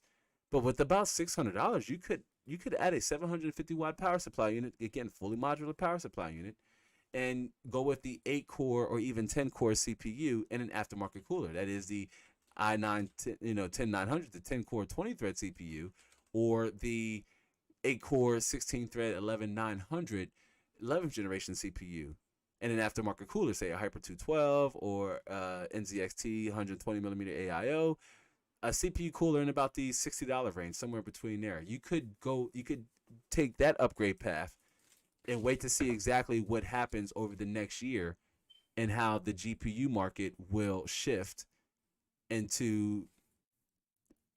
terms of what's available and then how much it'll cost. I'm more so looking forward, and I've still been looking forward to this. I say it, I keep saying it, but I'm more so looking forward to when the used market normalizes and we're able to get back to finding that value over on the used market. At one point, the used market was holding on and trying to maintain, but then it just collapsed and it trickled over there too. And now the used market is just, it's a weird space. It's a weird space where you can negotiate if you're able to. You know, the worst possible answer is no. Cliff says, I heard NVIDIA wanted to push cards with higher VRAM. So I think I read, and we might have came across a similar article. I think I've seen that too. And I think we exchanged this conversation, the sentiment over on Twitter, where it's like VRAM is going to be the new core wars. You know, it's going to be all about VRAM, as we kind of saw that with AMD, started out with their graphics cards. And, then here came NVIDIA slowly following suit. But I do think maybe like 10 gigabytes will be the new 8 gigabytes, and 16 gigabytes will be like the new 12. It'd be like the standard, if you will, for a mid-tier card. And then like high-end cards need to have more than 20 gigabytes of VRAM. It'd be something along that extent. But yeah, it's interesting to see what what the 40 series or 30 series Super brings. 40 series more so because that'll be likely a newer architecture. Off the top of my head, I'm not sure which one they're on. Maybe Hopper, but we will see. We will see. I mean, we're less than less than 3 or 4 months now out of the year. It's right there, and hopefully 2022 will be better than 2021 was. But then we said that same thing about 2021 as we left 2020. So we shall see. But let's jump back here. So let's talk about your upgrade paths, and yeah, $600 could add a power supply unit and upgrade your CPU to the 8 core or 10 core, 11 gen, 10 gen, and 11 gen respectively, or even get a better CPU cooler. These things would increase your performance indefinitely. Either upgrade path. It just depends on which one you want to absorb. Do you like, hey, I don't mind paying slightly more for a better graphics card? What's important here, what's really important here is that upgrading is more about balancing your cost versus the actual cost. Meaning, if you're not going to repurpose, store, right, your old hardware, then you could sell it on the used market and absorb at least 25 to 35% of your upgrade costs. The used market can, right now it's a buyer and seller market, more so a seller's market because the sellers are in control of the price. But seller gets the new value because you're able to you've upgraded your parts, right? You're getting more for your money, while the buyer gets that used price to performance, where they're not paying as much for a new component, but it's either newer or better than their alternative, that being no graphics card or a lower end graphics card, and they're able to say upgrade to a 1050 Ti. So if they have like an RX 550 or an RX 560 or a GTX 650 or something along the lines there, an older 7th generation graphics card, you could sell your parts and absorb a lot of that upgrade cost it took for you to get more performance. And then that person, again, the buyer gets the used price to performance, and the seller gets that new value, the ability to, you being able to buy new components if you're buying them new, if you're buying them used, and same thing, you're getting more value for your money while being able to absorb some of that cost when you sell your parts. It could be a slow burn, but depending on where you light your wick, it's a good way to transfer and save money on your upgrades. And by transfer, I mean you can transfer those savings down to the next person, and you can save money on the cost. It costs you to upgrade, because it may sound daunting to say, well, man, I just built this system, and 8 months from now you're talking about dropping another $700 into my system. No, I'm talking about investing another $700 into your system, selling the components that you're going to sell, and have that $700 upgrade cost run you about $350. Now who's winning? Think about it. Think about it. Definitely a possibility. Now, earlier I said that a bonus tip that I was going to share. We kind of talked about it a little bit more throughout this live stream, but that is, again, your first component should be your monitor, hand me down or new.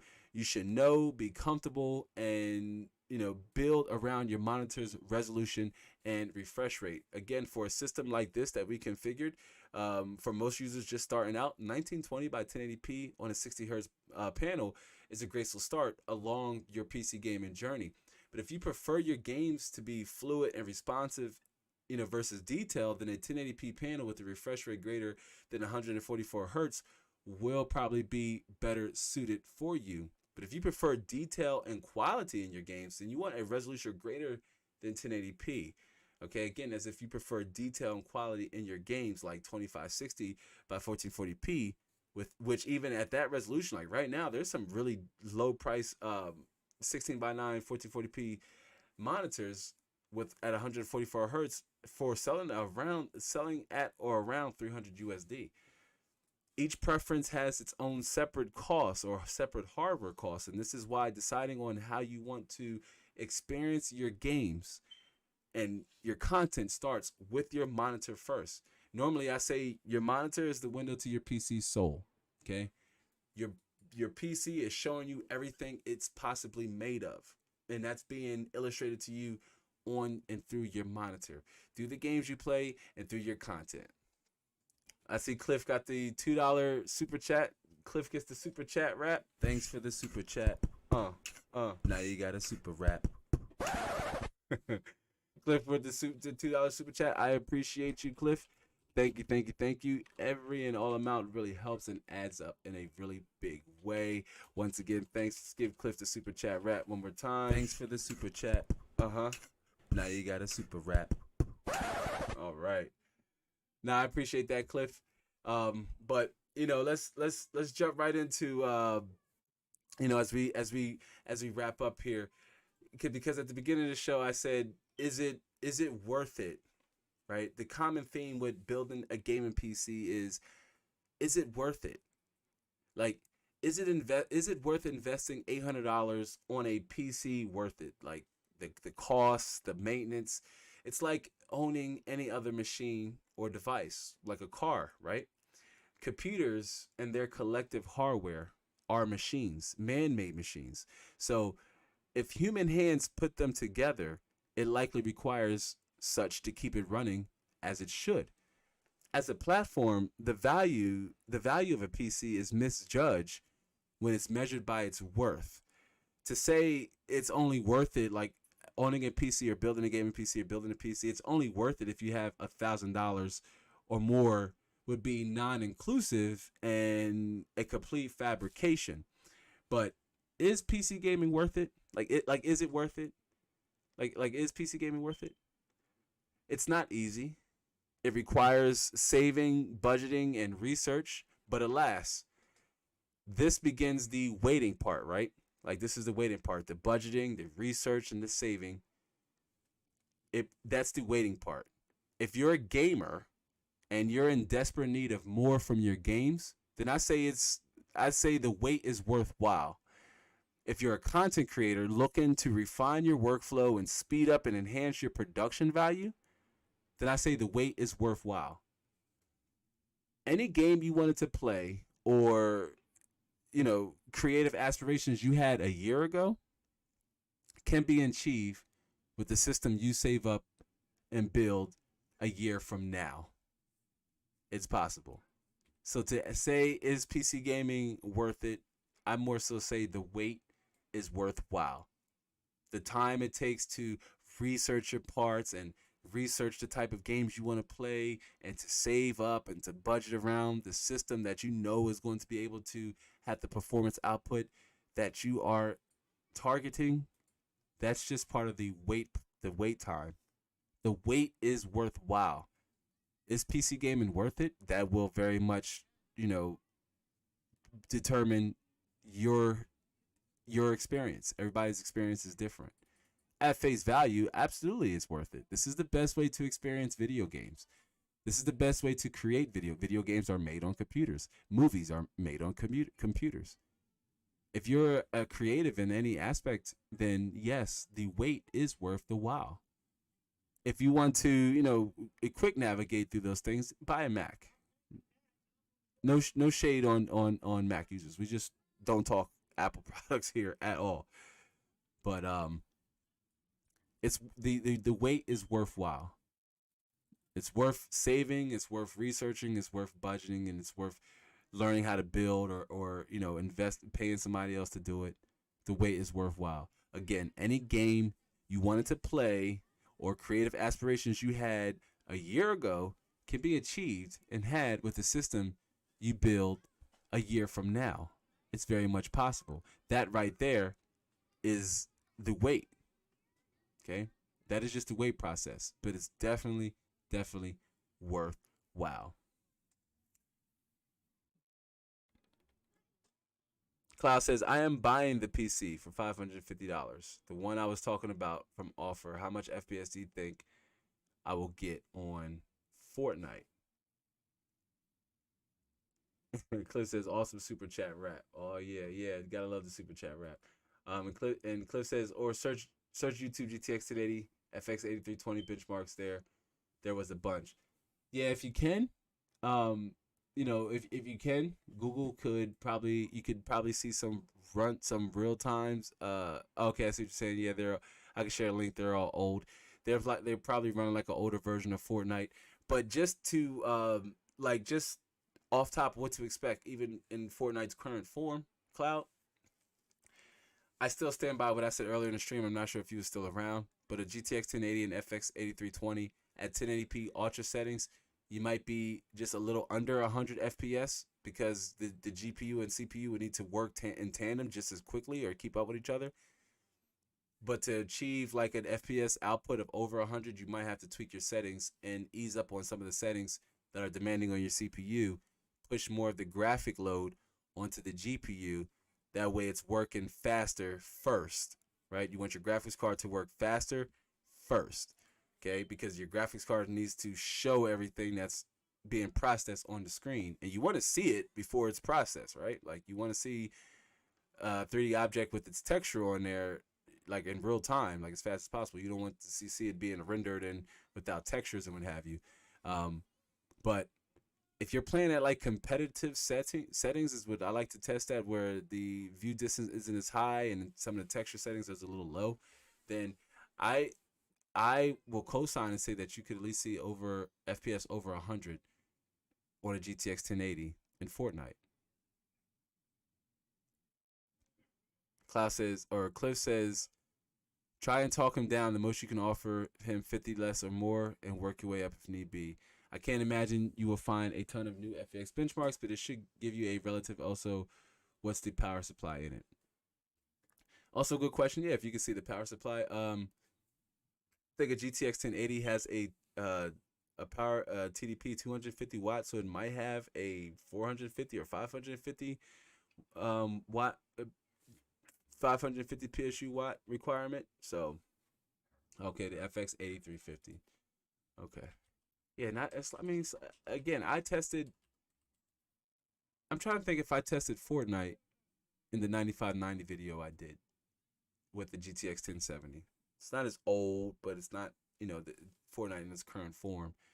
But it might be able to shine some light on performance output. But again, at 1080p on a GTX 1080 and an 8350, um, you're looking at a little over 100 FPS if you adjust your settings, ultra settings, probably somewhere between 70 and 80 FPS.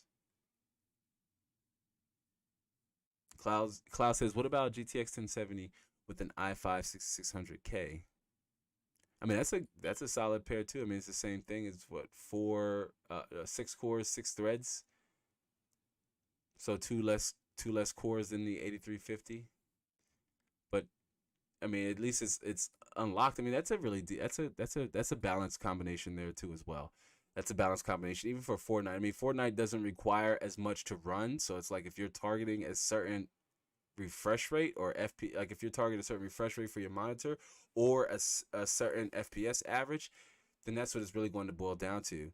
How much are you trying to actually get out of the system and what are you actually targeting? Because Fortnite doesn't really take much to run, but if you want to run it in excess, then it will require a slightly faster CPU and a just as fast graphics card to render each of those frames. So just something to take into consideration. But that too, the GTX 1070 and an i5 6600K, that is a 6th generation Kaby Lake i5. Should get the job, or Skylake i5. I'm sorry, that's a 6th generation Skylake i5. But the 6 cores and 6 threads still pair well with a GTX 1070. You might not be able to dial up some of the CPU settings as high, but Um, you have to tell us what that combination is going for. Like how much is that selling for? Is that in another complete system somebody is selling to you? Do let us know, Cloud. Cliff says buy for Fortnite, but also the game you want to play next, if you know what I mean. Yeah, and Cliff says I don't know squat about Fortnite though. Labs, you're my man. You're the man on that. Yeah, so but that's a very good point though, because we make that a point to mention as well when you are buying your system or considering on a game. Don't just say, "Oh, I only want to play on this particular game." Say, "Hey, I might want to try Battlefield 2042 as well." Although with the GTX 1070 or GTX 1080, you're well within the norm of being able to run most of all of modern games at 1080p. It just depends on your settings. As I see you have a 165 hertz. I'm trying to get over 140 FPS on competitive settings. If you know what that is, competitive settings I do. That's normally what I test Fortnite in. Like I don't test it in ultra settings depending on the configuration, just for to give that person a good, better, best outlook onto that configuration and the game. That game being Fortnite, I will test it ultra set. Here's the game all the way dialed up if that's what you want.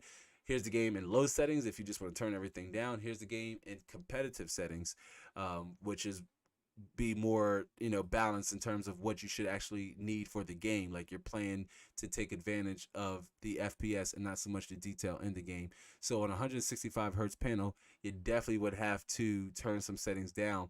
Now at 1080p, when you're on a high refresh rate panel like that, the concern is if you don't have a super fast graphics card like a 2080 Ti or something along the lines there, your CPU would need to be just as fast to have an FPS output closer to that 140 target that you're trying to reach. So you would have to turn some settings down, which requires your graphics card to work slightly less, and then will require your CPU to run slightly more. So if you can, going with the 6600K in a GTX 1070 and then playing at competitive settings would get you closer to that 120, 130, somewhere along the lines there. About that's where you would be at on like a 1070 and an i5 6600K. Just off top, like you'd be in a better position there because when you're lowering the settings like that, you're telling the game that you want your CPU is now going to have to work, first before your GPU will. So to target, that 140 limit that you're trying to hit, or to hit that 140 target you're trying to aim for, will require you to, yeah, definitely run the game in competitive settings. On a 1070, you're looking at maybe 120, 130 at competitive settings, slightly, give or take less, depending on where you're at on the map and what's going on around you. But there Fortnite does have a wide range of settings you can manipulate and choose from, Cloud, to mess around, but you would be definitely close to there, to target that 140 FPS you're trying to hit.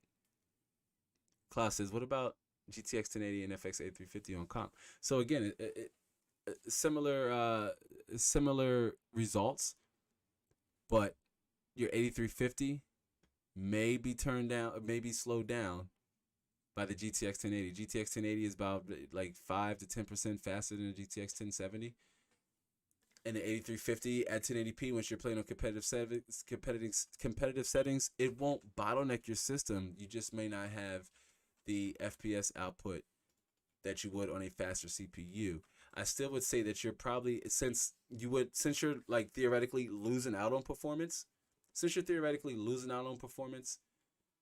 because you're getting a bottleneck like effect, like you're getting the same results on a faster graphics card. So your 1070 and your 1080 are both putting out 120 FPS on average, which shouldn't be the case. The 1080 should be slightly faster, right? So it's not necessarily a bad thing. You just have to ask yourself, do you plan on upgrading anytime soon? Because even with a GTX 1080, you could upgrade to, say, an 8th generation, like an 8700, like an 8700 and a Z370 or Z390 combo, and then that would be a better pairing with your GTX 1080, and you would be able to then take advantage of lower settings in your games at 1080p.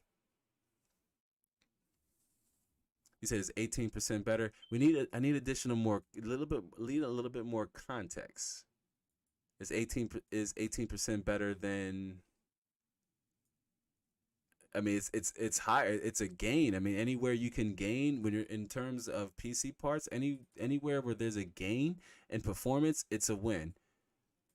It's a win. 1080 being 18% faster than the 1070, that's definitely a win. Um, Now, there are a lot of other factors to take into consideration with your system that are outliers or that could serve as outliers. Memory, storage, version of Windows, graphic driver, all different. There's many different factors that we'd also have to take into consideration. But, um, you know, 18% better than what? GTX 1070 or GTX 1080 is 18% faster. Cliff says it was me. I'd be looking to the used market cloud, local combo deals. Yeah, like if you could, like if you really wanted either one of those graphics cards, which you figure the rest would just be like, you know, sweets on top, frosting on the cake. But if you can, like Cliff mentioned, you could also just jump over to the used market and pick up a bundle deal, and you'd be serving yourself just as well. I mean, you'd be on an upgrade path similar to this build where you're starting off with that, like you said, $550 or $600 for the configuration there, whether that be the i5 6600K or the 8320 or 8350. But then you could say 6 months, 3-4 months from now, you could take $300 and either get a 8600K or 9600K, like a faster CPU, one with more IPC.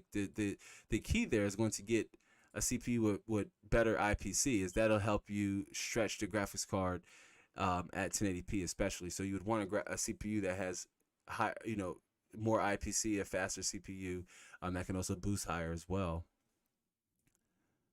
Class says GTX 1080 versus 1070, 80% better than the 1080 is about 1070, 80% better. Yeah, I mean, depending on the game, that's probably a healthy across the board average. This could depend on the game, but yeah, it's about like 15 to 20% faster, somewhere between there. Typically, like the GTX 1080, like the 1070 was like 1080p high refresh rate, 1440p medium settings. The 1080 was like 1440p high settings, with the 1080 Ti being like the 4K card, right? Because the 1080 the GTX 1080 can game at 4K. It's just not that great. It wasn't that great. It's one of the reasons why I invested in the GTX 1080 Ti, because it just, the FPS averages weren't there.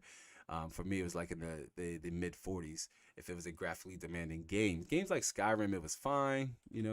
I was at the game's locked anyway to your monitor's refresh rate, so that game was fine. But some of the other graphically demanding games like The Witcher 3 and Dying Light that I started playing, it just started showing its age and just showing it wasn't fast enough to keep up with those games at that resolution. Cloud says, this is what I am doing. I am getting the PC for $550, the GTX 1080, the GTX 1081. There's another PC I'm looking at. Let me get the specs. Buy the PC. Well, this is kind of, Cliff is reading my mind here. Cliff says, buy the PC, keep the GTX 1080, sell the rest, put that towards a better CPU mobile combo bundle, maybe. Yeah, and it goes back to what I was saying. It could be a slow burn. Like, that may feel like that's a slow burn to do that. And what it would require you to do, Cloud, is front the initial investment up front. If you could, slow cook that upgrade, go for it, because you could sell it now and be without, sure. But if you can, you want the 1080, buy the 1080. And so you say, whoa, let me go back up. Cloud says, this is 16 gigabytes DDR4 and a 7700 with a GTX 1080 for $550. That almost sounds too good to be true. Are you in our Discord, Cloud? I would say share the link to us in our Discord. That's actually that's a really good price. I mean, buy that. A 7700 with a GTX 1080, yeah, it's not a bad deal at all. You wouldn't have an upgrade path on that Z270 motherboard or 170 motherboard. You'd be top out at 4 cores and 8 threads, but you could sell the motherboard and CPU, keep the RAM. You could sell the motherboard and CPU, maybe $250, take another $100, and you can either go AMD or Intel. depending on your preference. Cliff says sell the FX and Mobo, put that towards the Ryzen 5 1600 AF, 8320 maybe. Yeah, that's what I was thinking too. You know, but with a GTX 1080, I do you one better because the 3600 is selling for either slightly under or 200, so you can go 3600 B550 or B550 or X570 motherboard, and it'd be about the same price. Oh, Klaus says no, this one is for 700. That's still not bad. 7700 with a GTX 1080 for $700. That's not bad. 16 gigabytes of DDR4. All things considered, that's not bad. If I pulled up, if we went to eBay right now, I get. You know what? We're not even gonna do that. We're gonna go there really fast. This is out of. I know this isn't part of what the show, and bear with me as we're gonna jump over to eBay because what I say a GTX 1080. If we went to see how much a GTX 1080 is right now, it'll probably be more than half of what that system is costing. And there you go, 540, 500. This right here, this one alone costs 550 USD. 479, 525. So they're not, I mean, they're still running the grip more than 400, more than $500.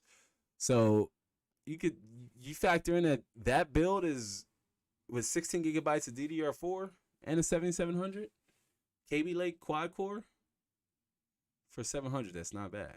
The graphics card alone, it's not necessarily worth, but it is selling for, a little more. But yeah, sell, as Cliff says, sell the FX and mobile, put that towards the Ryzen 5 1600 AF and A320. The thing is, though, wanting that target that 140 hertz, I would probably suggest or recommend a even faster CPU if you can. I mean, the combination we have outlined here, fam, this one works for you. Like if we go back to this system here with an i5 10400 and a B560 motherboard, that combo alone runs you under $300. So yeah, you could almost sell, the 7700 and Z270 motherboard and have enough to even invest in a better cooler. I mean, there's other areas you'd be able to add to the core of that system that would introduce more performance. I mean, you could even go for the, say, 11700K, which is about $100 more, give or take, about $50 to $100 more, and a Z490 motherboard.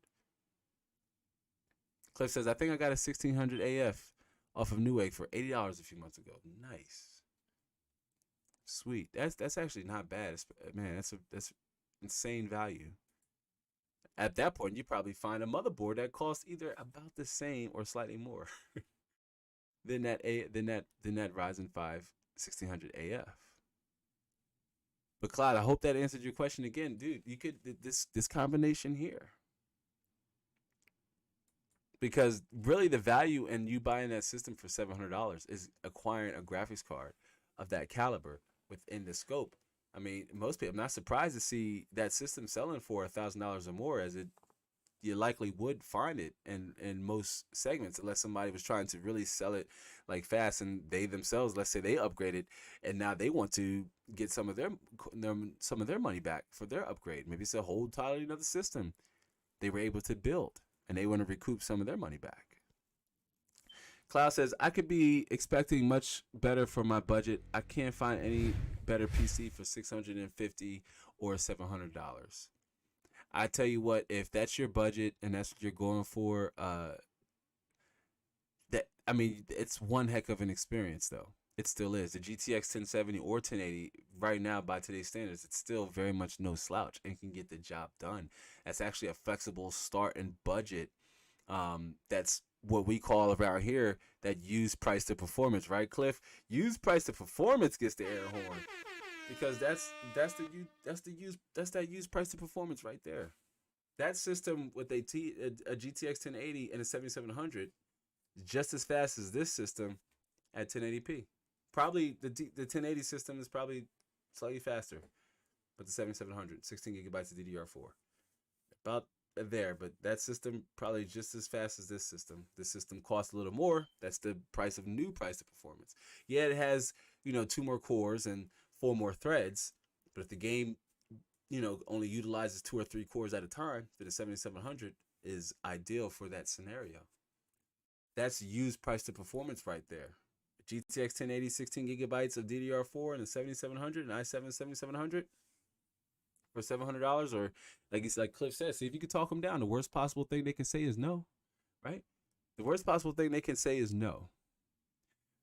So you could even, maybe afford yourself some flexibility there by saving another $50. That could be put towards, say, upgrading, or putting towards getting on a newer platform. You have memory, you're good there. You just need a new CPU and motherboard. And again, the i5 10400 and CPU and motherboard, same. The 7700 is a lock CPU. This is a lock CPU as well, on a non-enthusiast chipset. And this would run you a little under 300 USD. So let's say you sold your 7700, you bought that build, you sold that 7700, and that, and the motherboard is Z270. Let's say it's a Z270, Z170, or Z270, or it could be a non-Z chipset too as well. But let's say you sold that for about $200, $150, $200, somewhere along the lines there. That 10th generation CPU and motherboard upgrade is only going to run you $100. You out of pocket, you paid $100 for performance inducing upgrade. Switch it from a 4-core 8-thread 7700 to a 6-core 12-thread i5. You jumped over, fam, 3 generations. You're looking at least a 30% performance upgrade.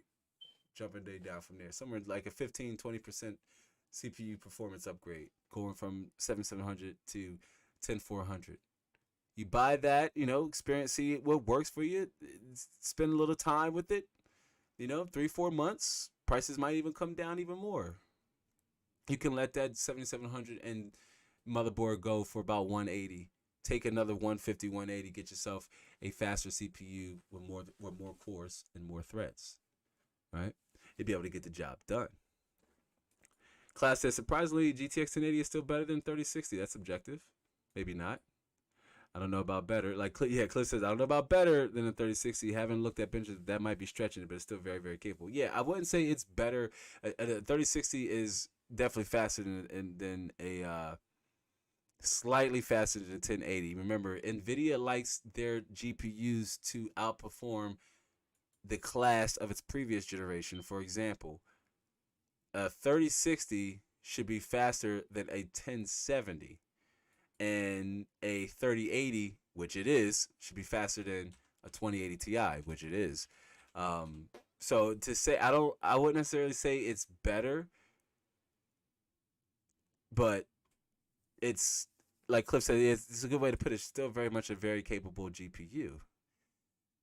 But the 3060 has a lot of positive things going. For example, it has more VRAM. It has 4 gigabytes more VRAM. Then it has features that the GTX 1080 just doesn't have, like tensor cores and RT cores. But it's not necessarily better, but all things considered, if the used market wasn't all jacked up like it is now, then the 1080 would be even. The 1080 should be selling for about $250 right now, like no more than $300 right now. The 1080 should be selling for $250, $300. Be a heck of a deal, but right now by today's standards. But the problem is the GPU market is the problem, and they're not selling for that much. They're selling for about, a good rule of thumb, 50% more than they're actually worth, which correlates with the prices we've seen of the GTX 1080 we just looked up over on eBay. They were selling for about $450 to $500. That's because, it's about 50% more than what it's actually worth. It's only worth about $250 for a GTX 1080, relative to the performance relative to what you would be able to buy if there was no GPU techdemic, and you had $400. You would just go buy a 3060 Ti. You wouldn't go buy a GTX 1080. You would take advantage of the newer options selling for at or about the same. But a GTX 1080, if it was selling for what it actually should be selling for, it'd be a no-brainer victory card right now for many, especially given that it could open up the doorway for high resolution gaming or better details in your games. Cliff says you better grab it before a flipper does. Absolutely. I mean, you gotta. That's a very good advice. Cliff just hit us with Cloud. Flippers are buying systems up to left and right because if I was a flipper and I saw that system for $700, I would buy it. And I could make more money. I could profit some money off just parting it out. Not a lot, given if you parted out the whole entire system. But if you repurpose it, say sold a graphics card, put a maybe like a 380X or something in there, like a 390 or something like that, you could walk away making some money off somebody buying that. Absolutely. A flipper smells profit in that listing. I'm looking at it like, yep. As Cliff says, you would be happy, who's WASD Moose said, you'd be happy with the 1080. You certainly would. Cloud, it's a great card. Cliff says, I think the 3060 is around 2070 or 2070 Super. Yeah, I think it's faster than it's faster than the 2070 Super. 3060 is faster than the 2070 Super. 2070 Super is faster than a 2080. Or, right there what a 2080 the 2070 Super was. So yeah, 3060. I mean, I would probably say a 3060 is probably along the lines of somewhere like between performance of a 2080 Super and a 2080, somewhere along the lines there. It's probably somewhere along the lines there. And again, the 3060 has more VRAM than either of all those aforementioned cards anyway. But yeah, Cliff says, better grab it before Flipper does. Absolutely, I couldn't agree more. But all right, now, y'all, I think the ride is slowly coming to an end. We've been up for a while now. Normally the lives haven't gone as long like this, and we had a few people come out really fast here. I just want to give a round of applause to everybody who was able to make it out, and I do want to give a quick shout out to WASD Moves, Cliff again for the super chat, Cloud again for the questions and keeping the conversation flowing, along with Mrs. Moderator, our moderator as well. Who else we have? And if you're still here and I'm shouting you out, do let me know in the chat. Again, Cliff again with the super chat. Cliff gets the super chat. Thanks for the super chat. Now you got a super rap. All right, but Cliff for the super chat earlier. Who else was up in here that still gets the round of applause? Sparta Rules 1993 was first, and then on time on the show. I was a little late, but Sparta Rules 1993 was in the house, and Z Fluent too. Z Fluent, shout out to you, Z Fluent. Z Fluent still trying to break through onto this platform and get his PC built. But yeah, kudos and shout out to all of y'all for making this live stream special, and of course for always supporting the content for the super chats and all Sparta Rules. With the emoji, yeah, Sparta Rules is like, what the? Sparta Rules, are you laughing at the super chat rap? I'm gonna hit it one more time. Thanks for the super chat. Now you got a super rap. Hey, gotta love it.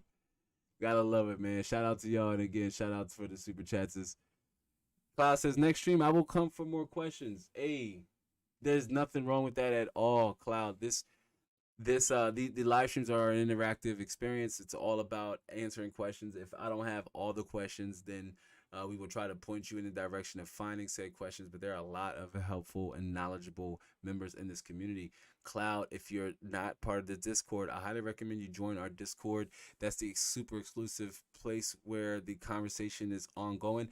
Y'all, don't roast me too hard, but I pop into the Discord and I read messages to make sure everything's flowing copaesthetically and make sure everything's going in there. But we do have more fun and exciting things planned for the Discord that will also stretch over to channel members. But Cloud, you can always join our Discord, and anytime you have a question, you may need help or you see something you want to buy, hit us up over in the Discord. But you can always shoot me a link over on Instagram or on Twitter. You can always send me a DM, and I love to help you. And of course, you can definitely bring your questions, brother. here to the live stream, or fam, you can bring your questions here. I'd love to answer them. I do want to welcome everybody. If you haven't yet, hit the like button for me on your way in or on your way out, as we already slowed the ride down and brought it to it. And the outro credit scenes is dope. If you haven't seen them yet, or last week, since we've only had one live stream, and since the first one, but yeah, today, thank you everybody for making today's live stream special. There is a pop-up live stream on the works because we got to finish up Alien Isolation. And you're welcome, Cloud. You said thanks, but we got to finish up Alien Isolation.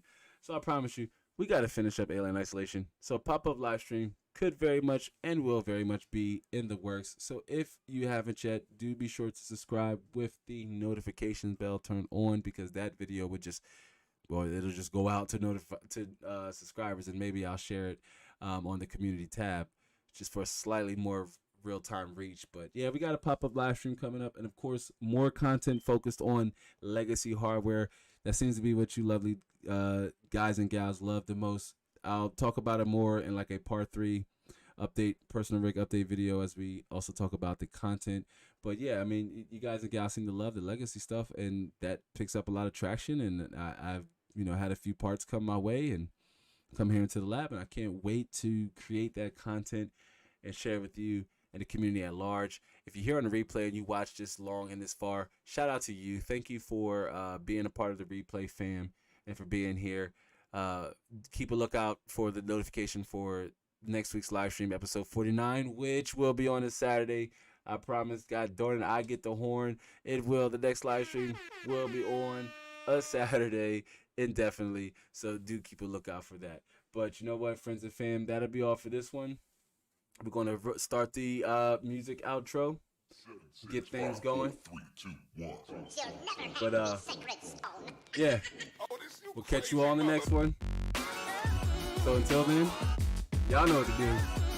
Be easy, keep it greasy, and I will catch you all in the next one. I will hang out also over in the Dormy post-credit scene. So I'll catch you there. Catch you in the next one, y'all. Be easy.